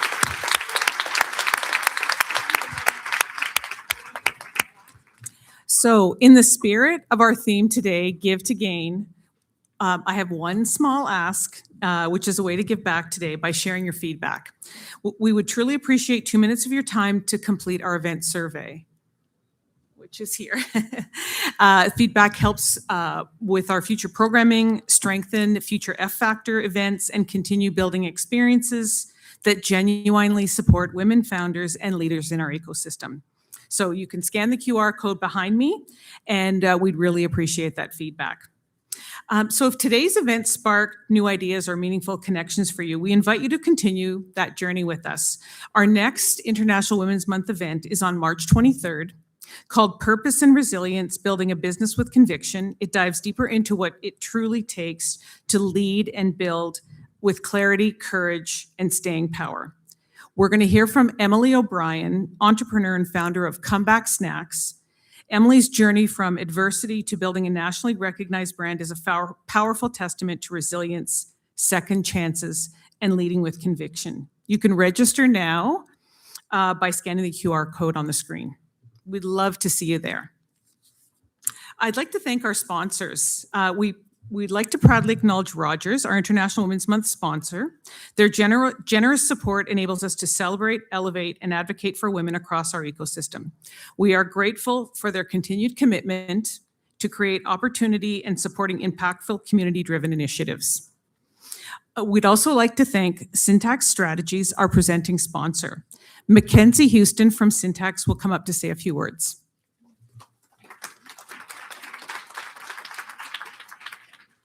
Good morning. I promise I'll keep this short and brief, but as you know, my name is Mackenzie, and it's been an absolute pleasure to be with all of you here today, and it's been an honor to represent Syntax Strategic, a proud female-founded communications and public relations agency. Our founder, Jennifer Stewart, built Syntax with a simple belief that founders deserve strong voices and strong advocates, because building something from nothing takes courage and it takes resilience. It takes willingness to keep going when your outcome is far from certain. And at Syntax, we work with the organizations and the leaders that are building the future, the innovators and the entrepreneurs, like many of you in the room, and the companies that are moving big ideas forward. We have a particular appreciation for female founders because we understand firsthand what it takes to build and grow a business as a woman. It's the ambition, the risk, and the persistence. Rooms like this matter because entrepreneurship doesn't happen in isolation. It happens through your network, your mentorship, and the communities that believe in founders and help them succeed. To the women here today, keep building, keep pushing, and keep believing in what you're creating, because every successful founder makes it easier for the next one. We are proud at Syntax to support your journey. Thank you.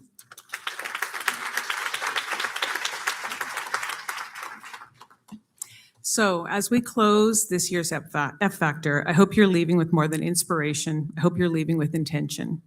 Today reminded us that success is rarely a straight line. It's built through pivots, mentorship, risk, reinvention, and the courage to move when it's time to move. This year's theme, Give to Gain, isn't just about generosity, it's about reciprocity. The most powerful careers, companies, and communities are built when we share knowledge, open doors, offer mentorship, and invest in ourselves and each other. When we give, we expand the ecosystem for everyone. Today wasn't just about ideas, it was about sharing real experiences. We heard honest stories about scaling innovation, navigating growth, building strong cultures, and leading through complexity. As you leave today, I encourage you to ask yourself, what can I give? Thank you again to our extraordinary speakers, our partners, and to each of you for showing up today.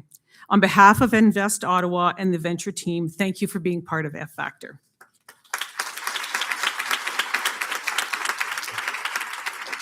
So the venue, continue your networking. The venue will be open till about 12:30. I've got a few final items to share.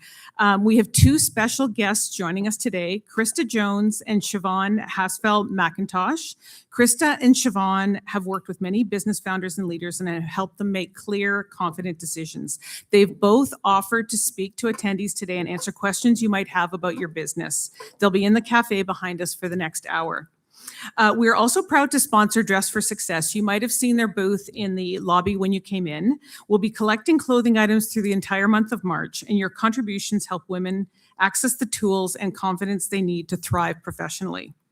For those of you attending Ladies Who Launch, please make your way up to the training room on the second floor. If you don't know where that is, you can meet our team at the venture booth in the back. Before you leave, please return your badges to the registration desk. They're reusable. And again, thank you for being here and investing in your future. Have a fantastic day.